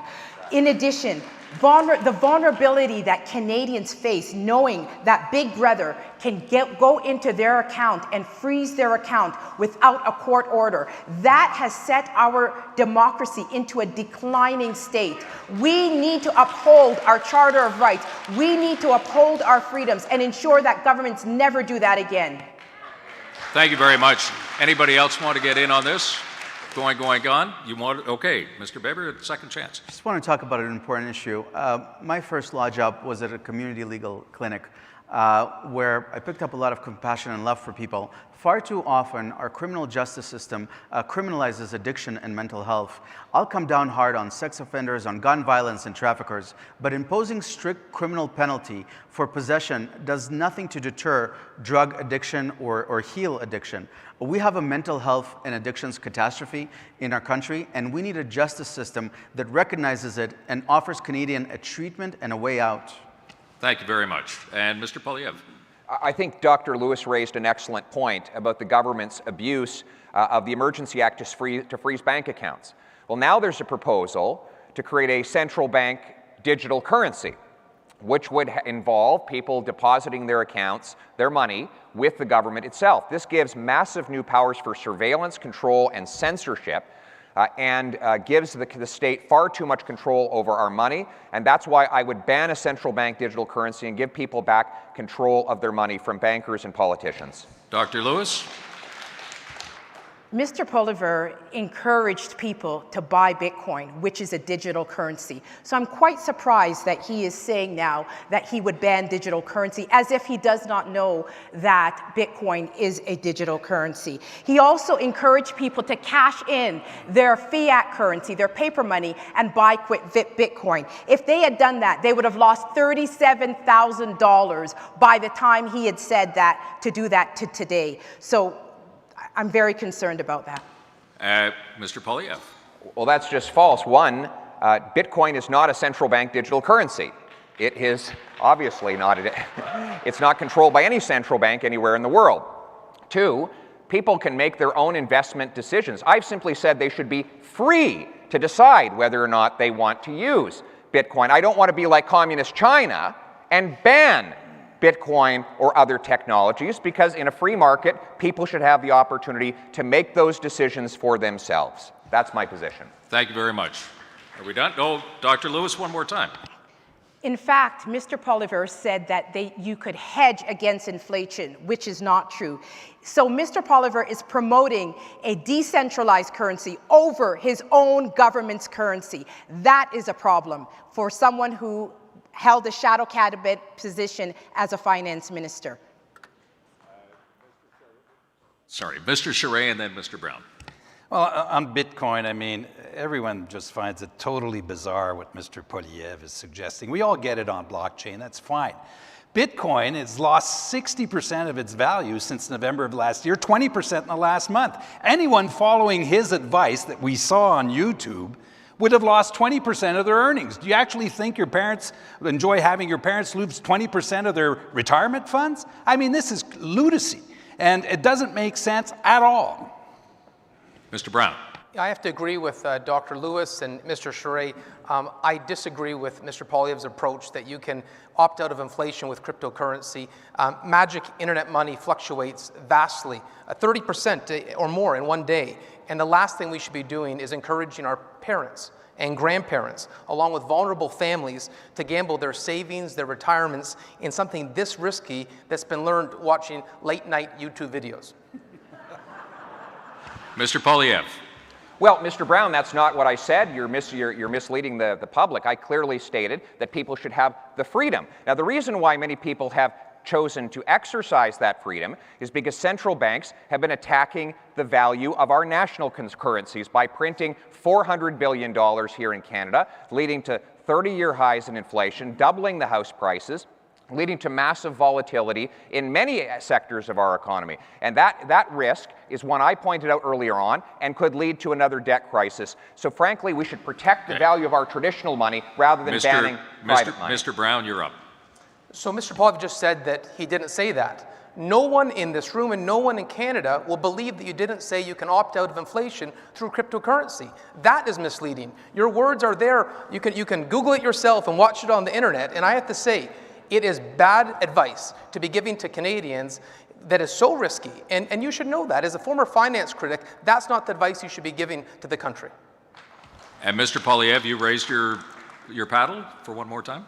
Mr. Brown, if you want to talk about risks to people's finances, you were the one who said, you promised when you ran for the leadership of the Progressive Conservative Party of Ontario, you would oppose a carbon tax. And then as soon as you got in, you reversed yourself entirely. Not only did you endorse just any carbon tax, you endorsed the carbon tax of Justin Trudeau, which is in place today and recently increased and is one of the reasons why prices are so high across this country. That is a threat to our money. That is a decision you made after you promised not to. People can't believe a word you said. Mr. Bever. I can't believe that you have a bunch of politicians here, career politicians, giving people investment advice. Let's distinguish the issue, okay? There's digital currency controlled by government that has government friction potentially and compromises our privacy. And then there's investment decisions that people make. Human ingenuity is great. We should encourage research and development and diversified portfolios. But we should behave like conservatives again and not tell people what they should and should invest in. Maybe we should oppose supply management. Maybe we should oppose equalization. We should not be afraid of being who we are. Enough. Mr. Baber, that's great. Are we all done? Okay. I do remind you, you've only got 5. So, talking about bank accounts. I don't know, but somebody over there does. And they will tell me, and I will tell you. All of this conversation, though, leads neatly to my next question. And the topic is the future of the party. Mr. Charest, who would you like to debate on the future of the party? Mr. Poilievre. Mr. Poilievre, there we go. The question, the leadership campaign, this leadership campaign has been particularly vicious on a personal level. We've seen that. We've heard candidates call each other liars, accuse others of having no integrity. One of you even says it sounds like a kindergarten class. There are also deep divisions on a lot of policy issues, from abortion to zero emissions. The Conservative movement has split before in the recent past. We know that. So the question to you, Mr. Charest and Mr. Poilievre, how do you make room in the Conservative tent for all those who hold opposing views to yours? How does the party enter the next election?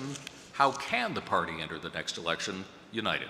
Mr. Charest, you have 1 minute. Tom, this is for all those listening to us tonight and in the room, this is the key question. They know, everyone knows that the Trudeau government needs to get out of office, and they're looking to the Conservative Party of Canada as the national alternative. And the question they're asking themselves is this: are you up to the task? Are you, yes or no, going to be a national Conservative alternative and party? That's our challenge, ladies and gentlemen. And what is that party? It's based on core values that we all agree on: fiscal conservatism, a market-based economy, economic policies that promote economic growth, including oil, gas, pipelines, and mining. Families also, all sorts of families, plus respecting the rule of law, a foundation of our society. There is no freedom if you do not respect the rule of law. There is no freedom. And it includes a federalism that Conservatives practice, that includes Alberta, includes Ontario, Quebec, that actually makes this country work. Mr. Poilievre, you have 1 minute. We need to unite the party around freedom. Social conservatives want the freedom to raise their kids with their own values and preach their faith without censorship. Fiscal conservatives want the freedom to make their own financial decisions, control their own money, including without excessive taxes or carbon taxes. Rural conservatives want the freedom to own and control their own property. Progressive conservatives want for women, minorities, First Nations to have the freedom to make their own decisions without discrimination. Libertarian conservatives want freedom of speech, freedom to make their own decisions online, and freedom to speak without the government censoring them. So when we unite the party along that consistent principle of freedom, then we bring all the various parts of our party together, and we electrify and excite a new generation of young people that I've been bringing into the coalition so that we can form the next government and beat Justin Trudeau. Mr. Charest, you have 45 seconds. I want to be very clear. I'm not running as a hyphenated conservative, ladies and gentlemen. We've had enough. We'll leave that to the Trudeau and the left to hyphenate everyone. I am not a hyphenated conservative. I am a conservative, period. You know what values I espoused and practiced all my life. And once we are rallied around those values and we're together, you also know that we will respect those who don't agree with us, who may have different views. And Mr. Poilievre talked about social conservatives. Let's talk about that. He still won't tell you his position of whether he is pro-choice or pro-life. I respect social conservatives. They will always have a place in our party. They are good people, faith-based people who deserve a place at the table and in the family. Mr. Poilievre, 45. Well, I believe in freedom of choice on that issue. I already said that at the very beginning. So I don't know what you missed. I don't know if you were listening. Yes, it is. That's what I said. But Mr. Charest, why didn't you take a moment to acknowledge that you're the only one on this stage who actually voted for a law that would recriminalize abortion when you were part of the Mulroney government? You did. And you can take a moment now to renounce your earlier vote if you've changed your mind, but that was your position. You seem to have forgotten it. You've forgotten a lot of things about your record. You forgot that you brought in a carbon tax. You forgot that you raised the fuel tax, the sales tax, the health tax. You forgot that you banned natural gas development in your own province. You forgot you brought in a long gun registry. You seem a little bit forgetful about your record, Mr. Charest, but Canadians now remember. Hang on. No. You know, you guys know the rules. You know the consequences. Mr. Charest, 30 seconds. I am very proud of my record as a conservative that stands on its own merits, on fiscal conservatism, on reducing the size of government, reducing taxes, which I did when I was premier, by the way. Quebecers had $1 billion less taxes paid and higher disposable income after I finished in government, ladies and gentlemen. And by the way, Mr. Poilievre, thank you for at least now telling us that you are pro-choice. We understand that's what you're saying tonight. Please confirm that for us. And Mr. Poilievre, you have 30 seconds. I did confirm my position that I will not introduce any law on abortion as Prime Minister. I made that very clear. But Mr. Charest, you're wrong about your tax record. You raised the sales tax, the carbon tax, the fuel tax. Just like Patrick Brown, you're trying to flip-flop on it and say one thing on the stage different than what you said before. And the overall tax burden in Quebec went from 19% of the economy to 25% of the economy under your government. That is your record. You can't run away from it. I have a clear, solid record as a tax cutter that leaves more money in people's pockets. Thank you. Mr. Brown, you have 30 seconds. First of all, Pierre Poilievre just ran on a carbon tax and knocked on doors in Carleton literally 6 months ago, literally in the last election. Now, but let's talk about the future of the party. The future of the party, we have to win where we've lost. We've lost in suburban Canada. And I don't see us winning any new seats. Actually, I see us losing seats if we run on the same discriminatory policies that Pierre Poilievre's had a history of supporting. We must be the party that celebrates and supports religious freedom, not tramples it. Full stop. Thanks very much. Dr. Lewis. Well, Mr. Poilievre said that no pro-life bill will pass in his caucus, but he believes in freedom. Are you going to give your MPs the freedom to vote their conscience on issues of life? Am I allowed to answer? If you use your paddle, you can. That's. Well, he's been silent on the issue. So. Okay. Mr. Poilievre, you've raised your paddle. You have 30 seconds. I do believe in free votes. So there's your direct answer. And as for Mr. Brown, Sorry, Patrick, you told the members of the Conservative Party in Ontario that you were against a carbon tax. Then you flip-flopped and embraced a carbon tax. You said that you were a pro-life social conservative, and then after you became leader, you said that social conservatives were intolerant dinosaurs. You said that you would get rid of the sex ed program in Ontario, and then you embraced it. You now attack all the Harper government policies that you enthusiastically supported and embraced when you were part of his caucus. Thank Nobody you, Mr. can believe a word that Is you say. anybody else wanting to get involved in this?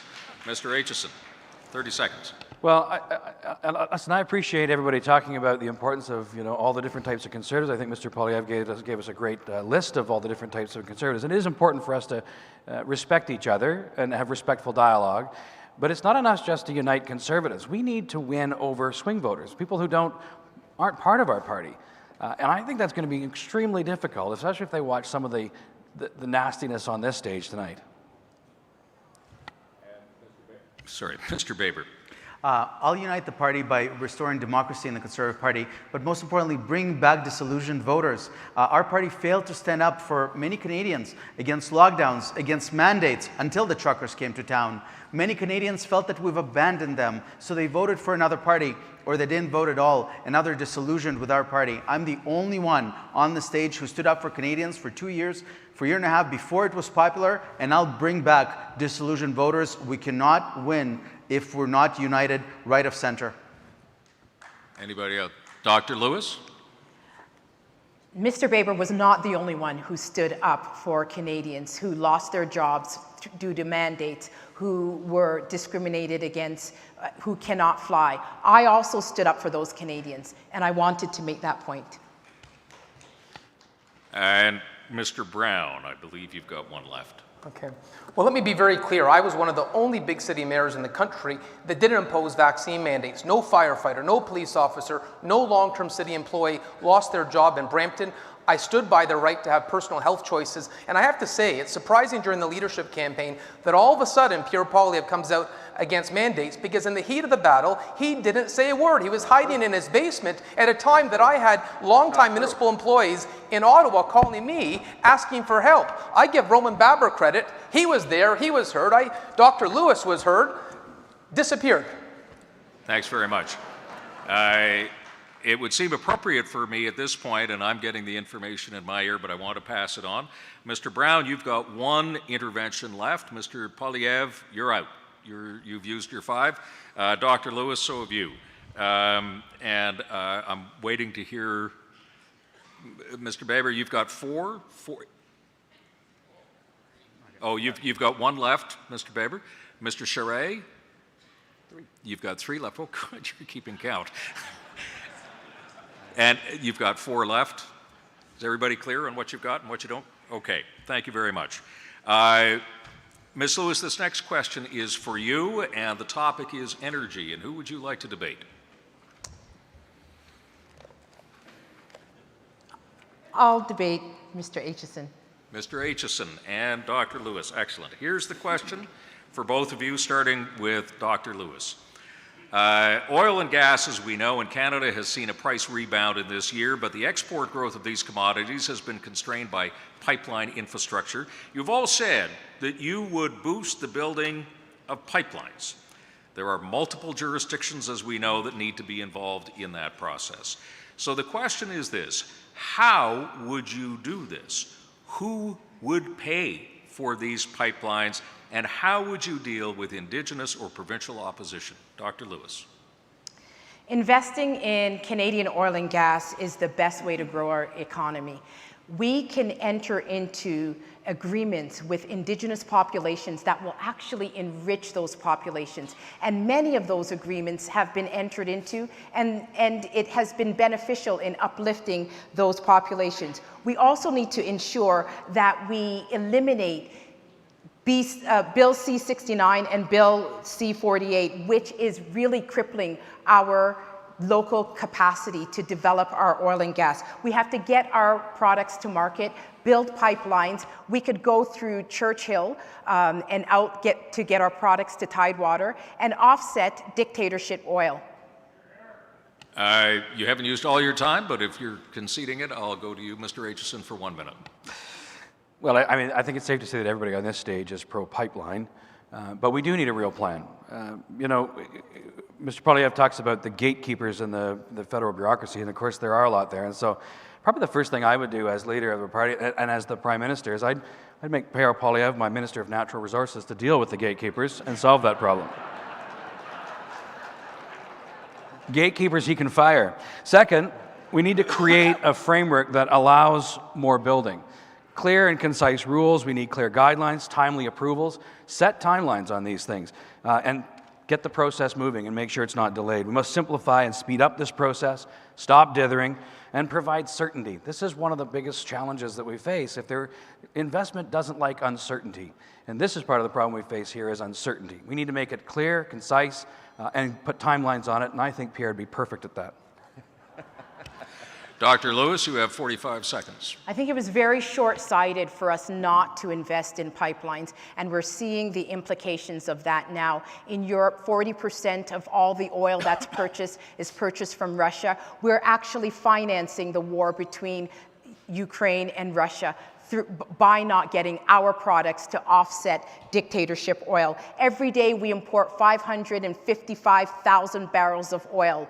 We have the third largest accessible oil reserves on the planet, which we are leaving untapped. It is a great resource that we could use to rebuild our economy, develop our infrastructure. For every job that's created from the oil and gas sector, 7 splinter jobs are created across the country. This could help us out of the recession.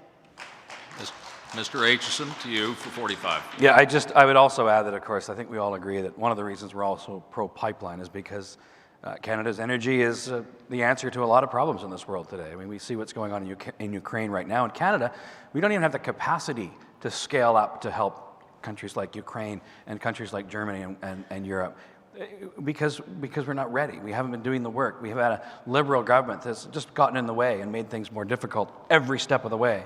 It's good for our economy. It's good for our environment, and it's good for advancing foreign policy.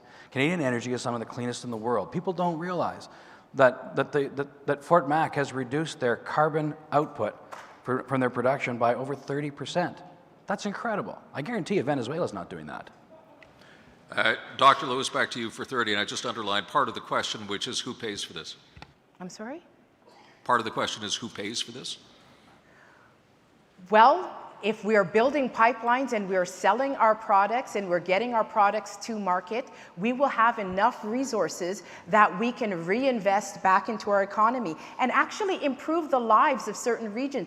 Even in the north, we could invest in improving those individuals' lives and making sure that we build critical infrastructures in the north, bring down the cost of fuel, assist with the high cost of food, and cancel the carbon tax. Thank you. Mr. Aitchison, 30 seconds left for you. And you're asking me who pays for the pipelines? Yeah. Yeah, industry should pay for the pipelines. There's no question about that. And if there is certainty in the process and there's certainty in the system, they're more than happy to make those investments. But it is the industry that should be doing it. Terrific. Anybody else want to get involved in this discussion? Going, gone? Well, I think only 2 of you have paddles left, so let's move on to the next one. And Mr. Aitchison, this is a question to you, and the topic is the North. Who do you choose to debate? Mr. Baber. Mr. Baber it is. Okay, and here's the question, Mr. Aitchison. The largest part of our land mass in this country is north of where most Canadians live. And while incredibly beautiful, as we all know, the North is struggling economically, demographically, and now with melting ice, its very security may be at risk as hostile nations move to take advantage of that area.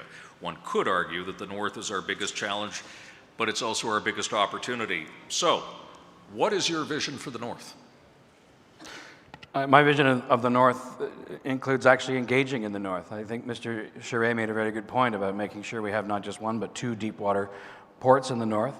You're quite correct that ice is melting, and there are other nations that are cruising through our northern waters and not all that interested in what we think about it. We need to defend the North, we need to engage with the North, and we need to be making investments in the North.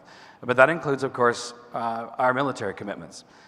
We need to be making sure that we're not just committing 2% of GDP on military spending to meet our NATO commitments, but we also need to be making sure we're meeting commitments to protect Canada.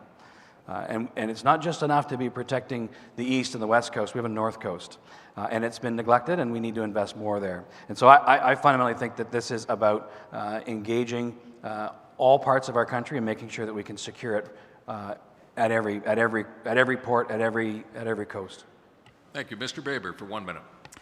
Thank you. The best way to help northern communities is to unlock their natural resources potential, and not just oil and gas. I'm very interested in mining. There's an insatiable appetite right now around the world for precious metals and precious minerals, and Canada and the North are blessed with them. And we can do this. We can strike the right balance, we can consult stakeholders, and we can protect the environment. But we need to end this resistance to the development of natural resources. And northern communities are going to be the greatest beneficiaries of that. That also means we'll improve infrastructure and build roads and highways in the north. Let's bring northern communities a true economic opportunity. Let's build roads. Let's start building and working in our country again. Let's get back to work. Mr. Aitchison, back to you for 45. I think speaking about the North also provides an opportunity to talk about housing, which is an issue that has not come up in this debate yet. And it's a crisis in this country, and it's particularly a crisis in the North. And we need to commit as a federal government not just to ensure that big cities and southern Canada is getting things built, but we need to make sure that we make a commitment to the North as well, because the housing situation there is as much of a crisis or worse than anywhere else in Canada. And so housing would be a crucial investment to make sure that we're engaged and making sure that the health of residents in northern Canada is sound. Mr. Baber? I want good paying jobs in the north. I had a gentleman approach me a couple of months ago who I didn't know, and he told me that his company owned a mining permit for 15 years, and they weren't able to go ahead because local stakeholders would not consult. I know that the Supreme Court recognized that there's a duty to consult, but it doesn't mean that we can't strike a balance. We can be reasonable again. Let's mitigate environmental risk. Let's agree on profit sharing, but I will not allow to hold up the development of Canada's natural resources. We need them for the well-being of our northern communities, and most importantly, we need them to get out of the fiscal mess that the Liberal government is leaving us in. Mr. Aitchison, you have 30. Some debate between Roman and I think we were agreeing on almost everything here, and I think that's kind of nice. I don't really have much more to add on the issue. I think that there's been a lot of talk over the years about engaging in the North, and not a lot of action. I think that's pretty typical of this Liberal government. We've seen, when it comes to housing, lots of photo ops, but not a lot of ribbon cuttings. And I think that's disgusting, and we need to do better. And Conservatives are a party of action. And so we will get these things done, and we will engage with the North and actually do it. Mr. Poilievre. Oh, I'm sorry. This is a very complicated show. Okay, Mr. Baber, go ahead. Thank you. I appreciate my friend Scott for his kindness and for his gracious approach to this race. Perhaps it will give me an opportunity to politely respond to Dr. Lewis. I'm the only one on the stage that opposed lockdowns. I was removed from the Doug Ford caucus in January 2021 when I spoke up about the collateral harm that we're causing our health and mental health by way of locking down healthy people instead of a focused approach against a very transmissible virus. But I appreciate that she joined against mandates subsequent to the last general election. Thank you. Mr. Charest, did you raise your paddle or didn't? May I respond since it's... No, I'm sorry. No, you can't. Mr. Charest, go ahead. Well, thank you. And Scott and Roman have both said things that I totally agree with. And thank you for a very constructive discussion on the North, to which I want to add. Yes, I would build 2 military bases in the North, one with a deep water port. This is one of the most important issues facing our country. And this is a good city to talk about it. Edmonton has a very deep connection to the North.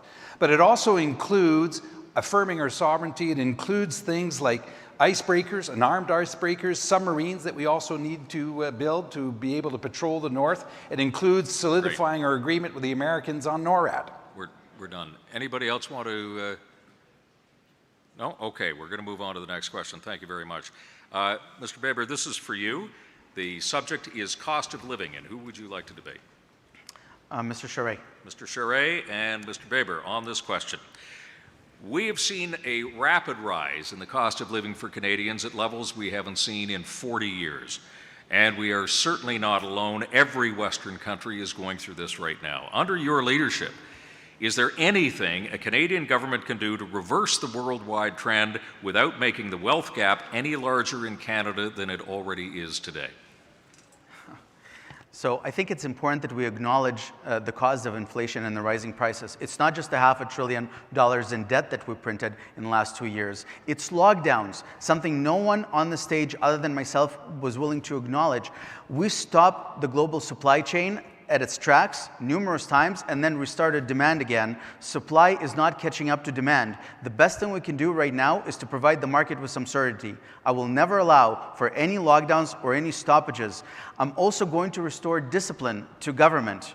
We're spending way beyond our means, but in terms of affordability, I'm going to repeal the carbon tax on day one. And I will cut income taxes across the board with money saved from equalization payments. I would rather that Canadians spent them instead of provincial governments. We are the Conservative government. We should not be afraid to be talking about cutting taxes. Mr. Baber, thank you. Mr. Charest. Well, Roman, on the issue of lockdowns, and I agree, I think one of the things we need to do if we don't want to have the lockdowns and the restrictions we had the last time is change our healthcare system so that we have capacity. That's one of the reasons why Canada had more restrictions than anywhere else in the world, because we don't. So we need to open up this healthcare system so there's more flexibility, more private sector participation in this. On inflation, we need to reduce spending, and we also need to, I think, reduce the income tax load of Canadians. I did that during the Great Recession, and we had a better performance than Ontario, Canada, the United States, or Europe. Lower unemployment and stronger economic growth. Those are the things that we can do to increase the disposable income of people, which is exactly what happened after I was Premier. The disposable income, especially of lower income people, increased substantially because we reduced taxes and controlled spending. Thanks very much. Mr. Baber, you have 45. We should never lock down, Mr. Charest. No matter what the circumstances are, we have to acknowledge the toll that this took on people. A mental health pandemic. In Ontario alone, more than 300,000 surgeries were delayed. More than 1 million cancer screenings missed. The whole point is that the toll on our health was considerably greater. Instead, we should have been protecting vulnerable populations, beefing up our resources in congregate settings where 80% of the risk was. We should have been increasing the healthcare capacity we had, but we should acknowledge lockdowns, the effect on our children, the effect on small business. This is something that we cannot escape, and we need to think about and resolve going long term. Well, and you know, we agree that we need to avoid the lockdowns, and that's why I would change the Canada Health Act. I'd introduce a new act because Canada's issue has been capacity. We're the country in the world who's had that problem, capacity to be able to absorb people. But let me also talk about something else in relation to inflation. Mr. Poilievre's suggestion of firing the governor of the Bank of Canada, his suggestion that of saying that the Bank of Canada is financially illiterate is irresponsible. It creates doubt. If you're an investor looking at coming to Canada and you hear that kind of a statement coming from a member of the House of Commons, you'd think you're in a third world country. We cannot afford to have any leader who goes out there and deliberately undermines the confidence in institutions. Conservatives do not do that. Mr. Baber, you have 30 seconds. Thank you. I'm going to go back to the cost of living. The political class is out of touch with Canadians. Prices for produce, for instance, have tripled. This may be one of the greatest challenges that Canadians are facing right now, and we need to do everything possible to make life more affordable for them. Not more expensive. Let's repeal the carbon tax. It's increasing the price on everything. Let's cut the income tax, and let's stop devaluing the loonie. Mr. Charest. Well, on the carbon tax, I agree with Roman that we need to get out and repeal the Trudeau carbon tax on consumers. And I would be inspired by Alberta. Here in Alberta, since 2002, and you renewed this in 2019, there is a price on carbon for large emitters. And let me point something out here. This is extremely important to get it right. Otherwise, we will not be elected as a political party if we're not credible on this, A. B, we will not get investment unless there is a predictable investment environment on an issue like pricing carbon. Thank you. That round is finished. Would anybody else like to join in?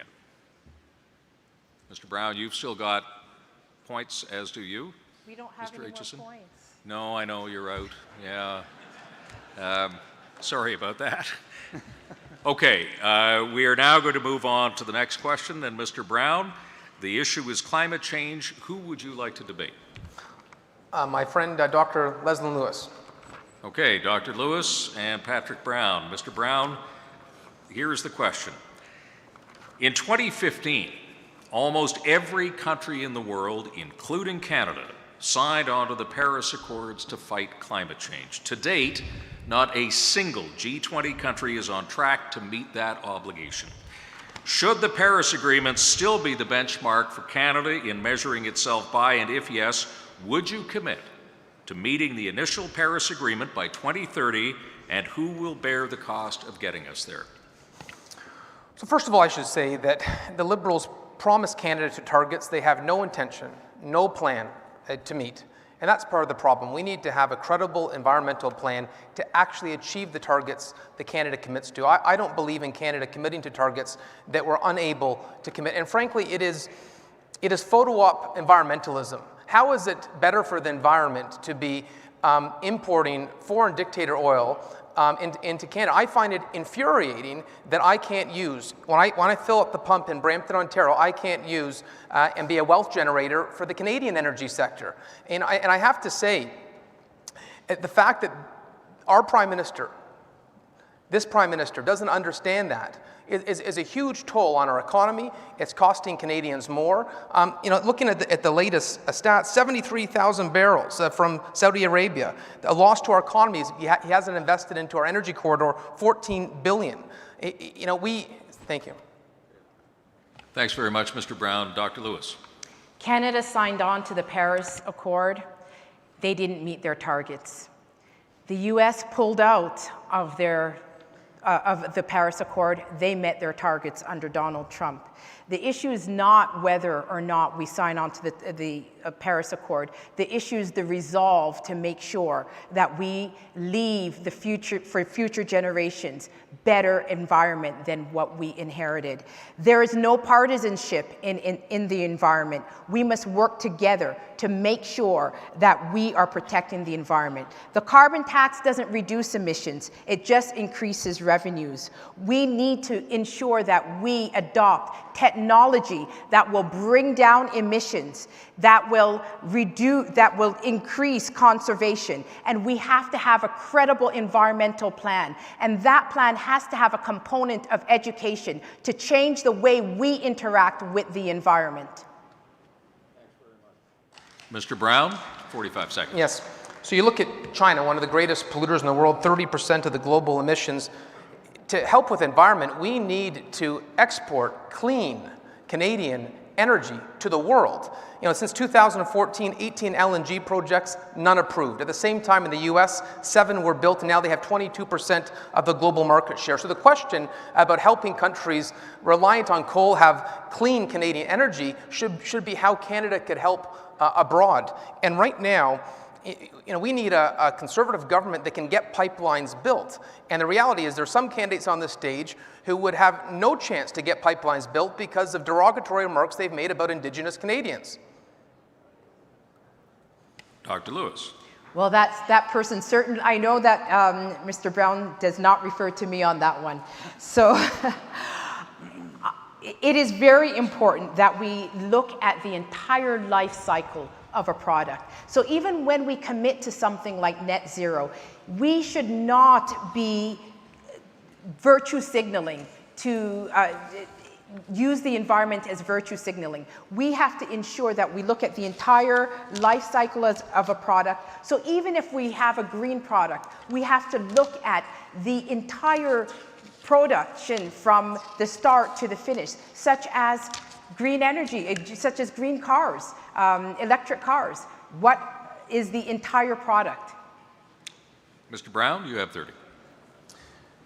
So if the premise to get pipelines built is Indigenous collaboration, I'd have to ask Pierre Poilievre the question how he believes he could ever get a single pipeline built in this country when on the heels of Prime Minister Harper's historic residential school apology, he attacked in a disgusting manner Indigenous Canadians, saying they lacked work ethic. Someone who attacks Indigenous partners who we require to build pipelines will never be able to build a single pipeline in this country. And Dr. Lewis, you have the last 30 seconds. I just wanted to expand on my comment about the entire life cycle. I'm very concerned with things like electric vehicles, that we do not consider the fact that it starts off in poor countries, in some African countries where children as young as 5 years old are working in cobalt mines. So when we think of protecting the environment, we must think of the entire impact, the entire life cycle. Thank you. Would anybody else like to say anything? Mr. Charest. Well, this is a key issue for us. We need to do a lot of things, including carbon capture and storage, hydrogen, blue, green, biofuels, small modular reactors. Alberta, Ontario, New Brunswick, Saskatchewan are working together to develop those technologies. Replace the carbon tax of Mr. Trudeau with something similar to what Alberta's doing for large emitters, and have a credible policy on this in the next campaign, ladies and gentlemen. Otherwise, our government will not be elected. Mr. Aitchison. Thank you. I actually would propose a similar plan to what former Prime Minister Harper had in 2008. It's similar to what Mr. Charest has proposed in this campaign. In fact, I'm making my cabinet right here as we go. I'd make him Minister of the Environment, probably. And I think we need to offer a balanced regulatory approach. I do agree with taxing the large industrial emitters. But I think it's important to point out what's going on right here in Alberta. The innovative work going on in the economy here is something that we need to take an opportunity to sell our products to the world to help countries like China reduce their emissions. I think that's it, and I see no more paddles being raised. I just want to say that you have been also incredibly disciplined with your time, that we find ourselves in the lovely position of me being able to offer some time back to all of you. Throughout this debate, no doubt you have been dying to say something about what has been discussed here today. So I want to go down the line, and we'll just take it in geographical order here, starting with Dr. Lewis, and go down the line.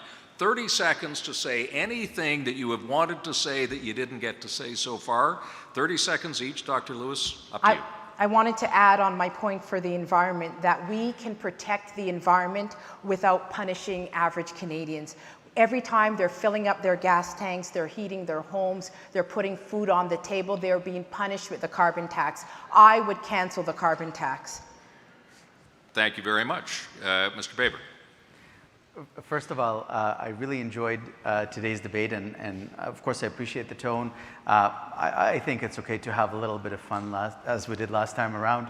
And also I think that we should encourage people to speak more freely. A lot of candidates may wish to respond to one another.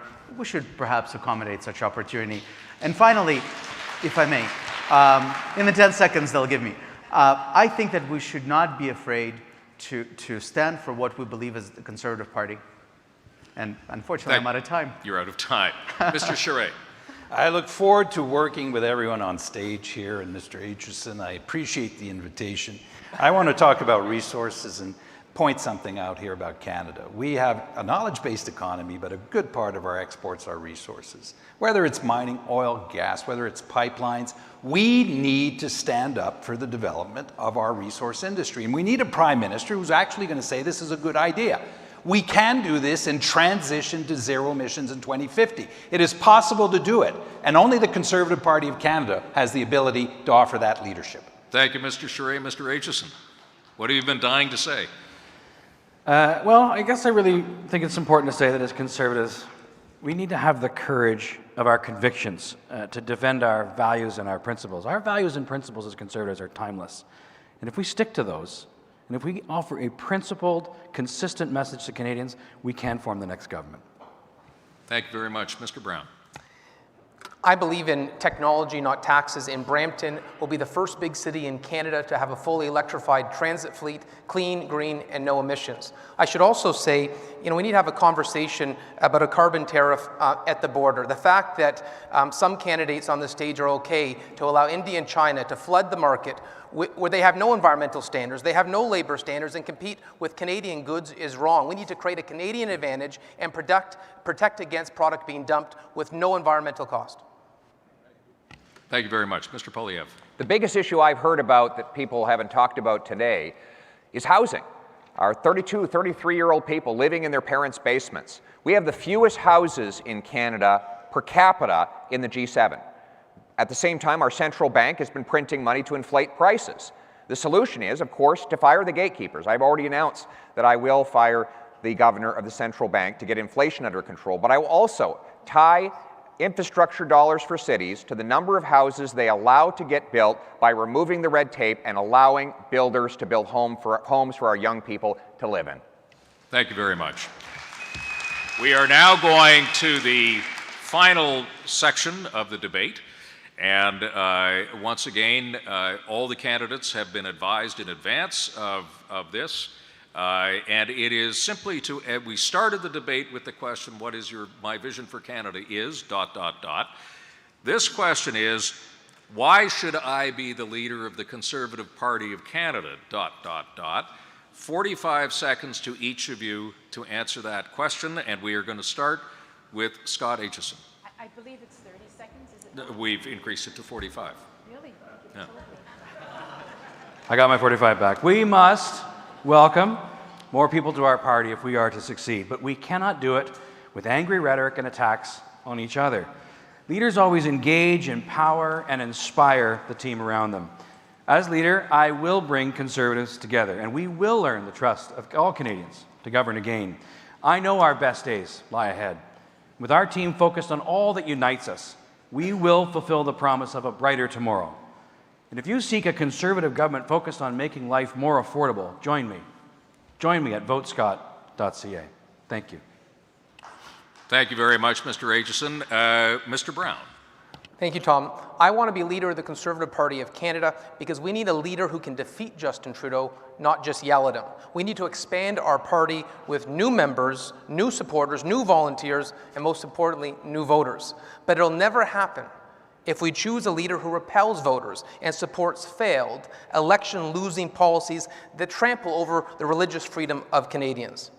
I won in the GTA by proving to voters who have traditionally not supported the Conservative Party that their values are our values, Conservative values. With your support, we can do that on a national scale from coast to coast to coast and win. Thank you very much, Mr. Brown. We are now going to Dr. Lewis, 45 seconds. Are we not doing Mr. Polyev? No?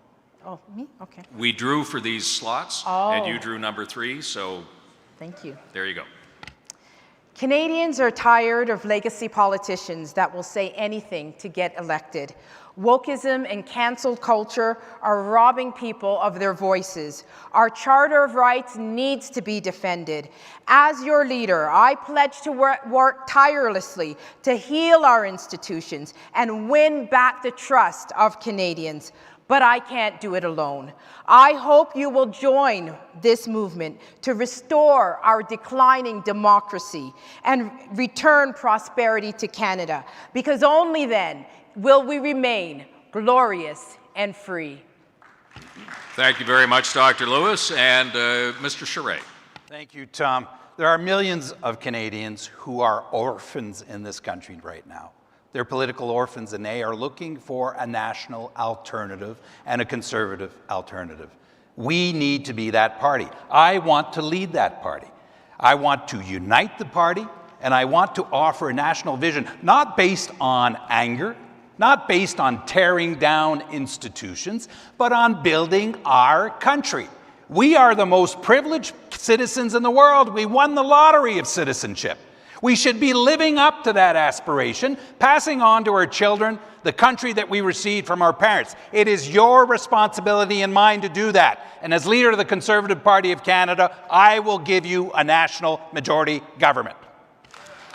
Thank you, Mr. Charest. Mr. Polyev. People feel like they've lost control of their lives.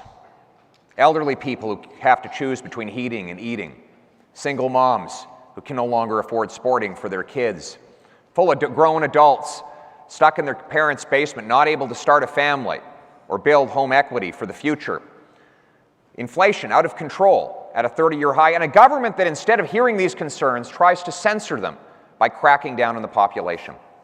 I'm running for Prime Minister to put you back in control of your life by making Canada the freest nation on earth, by removing the gatekeepers so that we can build more homes for our young people, unleash opportunity for our energy workers, reduce our energy costs so everyone can go where they want and heat their home. Make this the country that is the freest on earth so you can take back control of your life. Thank you. Thank you, Mr. Poilievre. And final word goes to Roman Baber. Thank you. My name is Roman Baber. I was born in a communist regime, and I'm very scared for what is happening to Canada's democracy. And I'm running to become Prime Minister so I can defend Canada's democracy. With me, what you hear is what you get. For the last 2 years, I've been staying here trying to defend Canadians because I'm not afraid to say what I believe. I'm not afraid of cancel culture or the left-wing lockdown mob. I love Canada and I love Canadians. And you can always count on me to defend you and your family. No matter how hard it gets, you will always know where I stand. I ask that you become eligible to vote at joinroman.ca and that you rank me #1. Thank you so much for welcoming all of us tonight. Thank you, candidates, very much. It was a challenging format, but I think that we did well. I just want everybody to know that you will all be, we're getting the band back together again on May 25th in Laval, Quebec for the French debate. You can all tune into that as well. On behalf of myself, I just want to thank all of you for a superb debate tonight, an exchange of ideas. As I said, good, passionate debate is the lifeblood of good democracy. Thank you all very much, ladies and gentlemen. That is tonight's debate.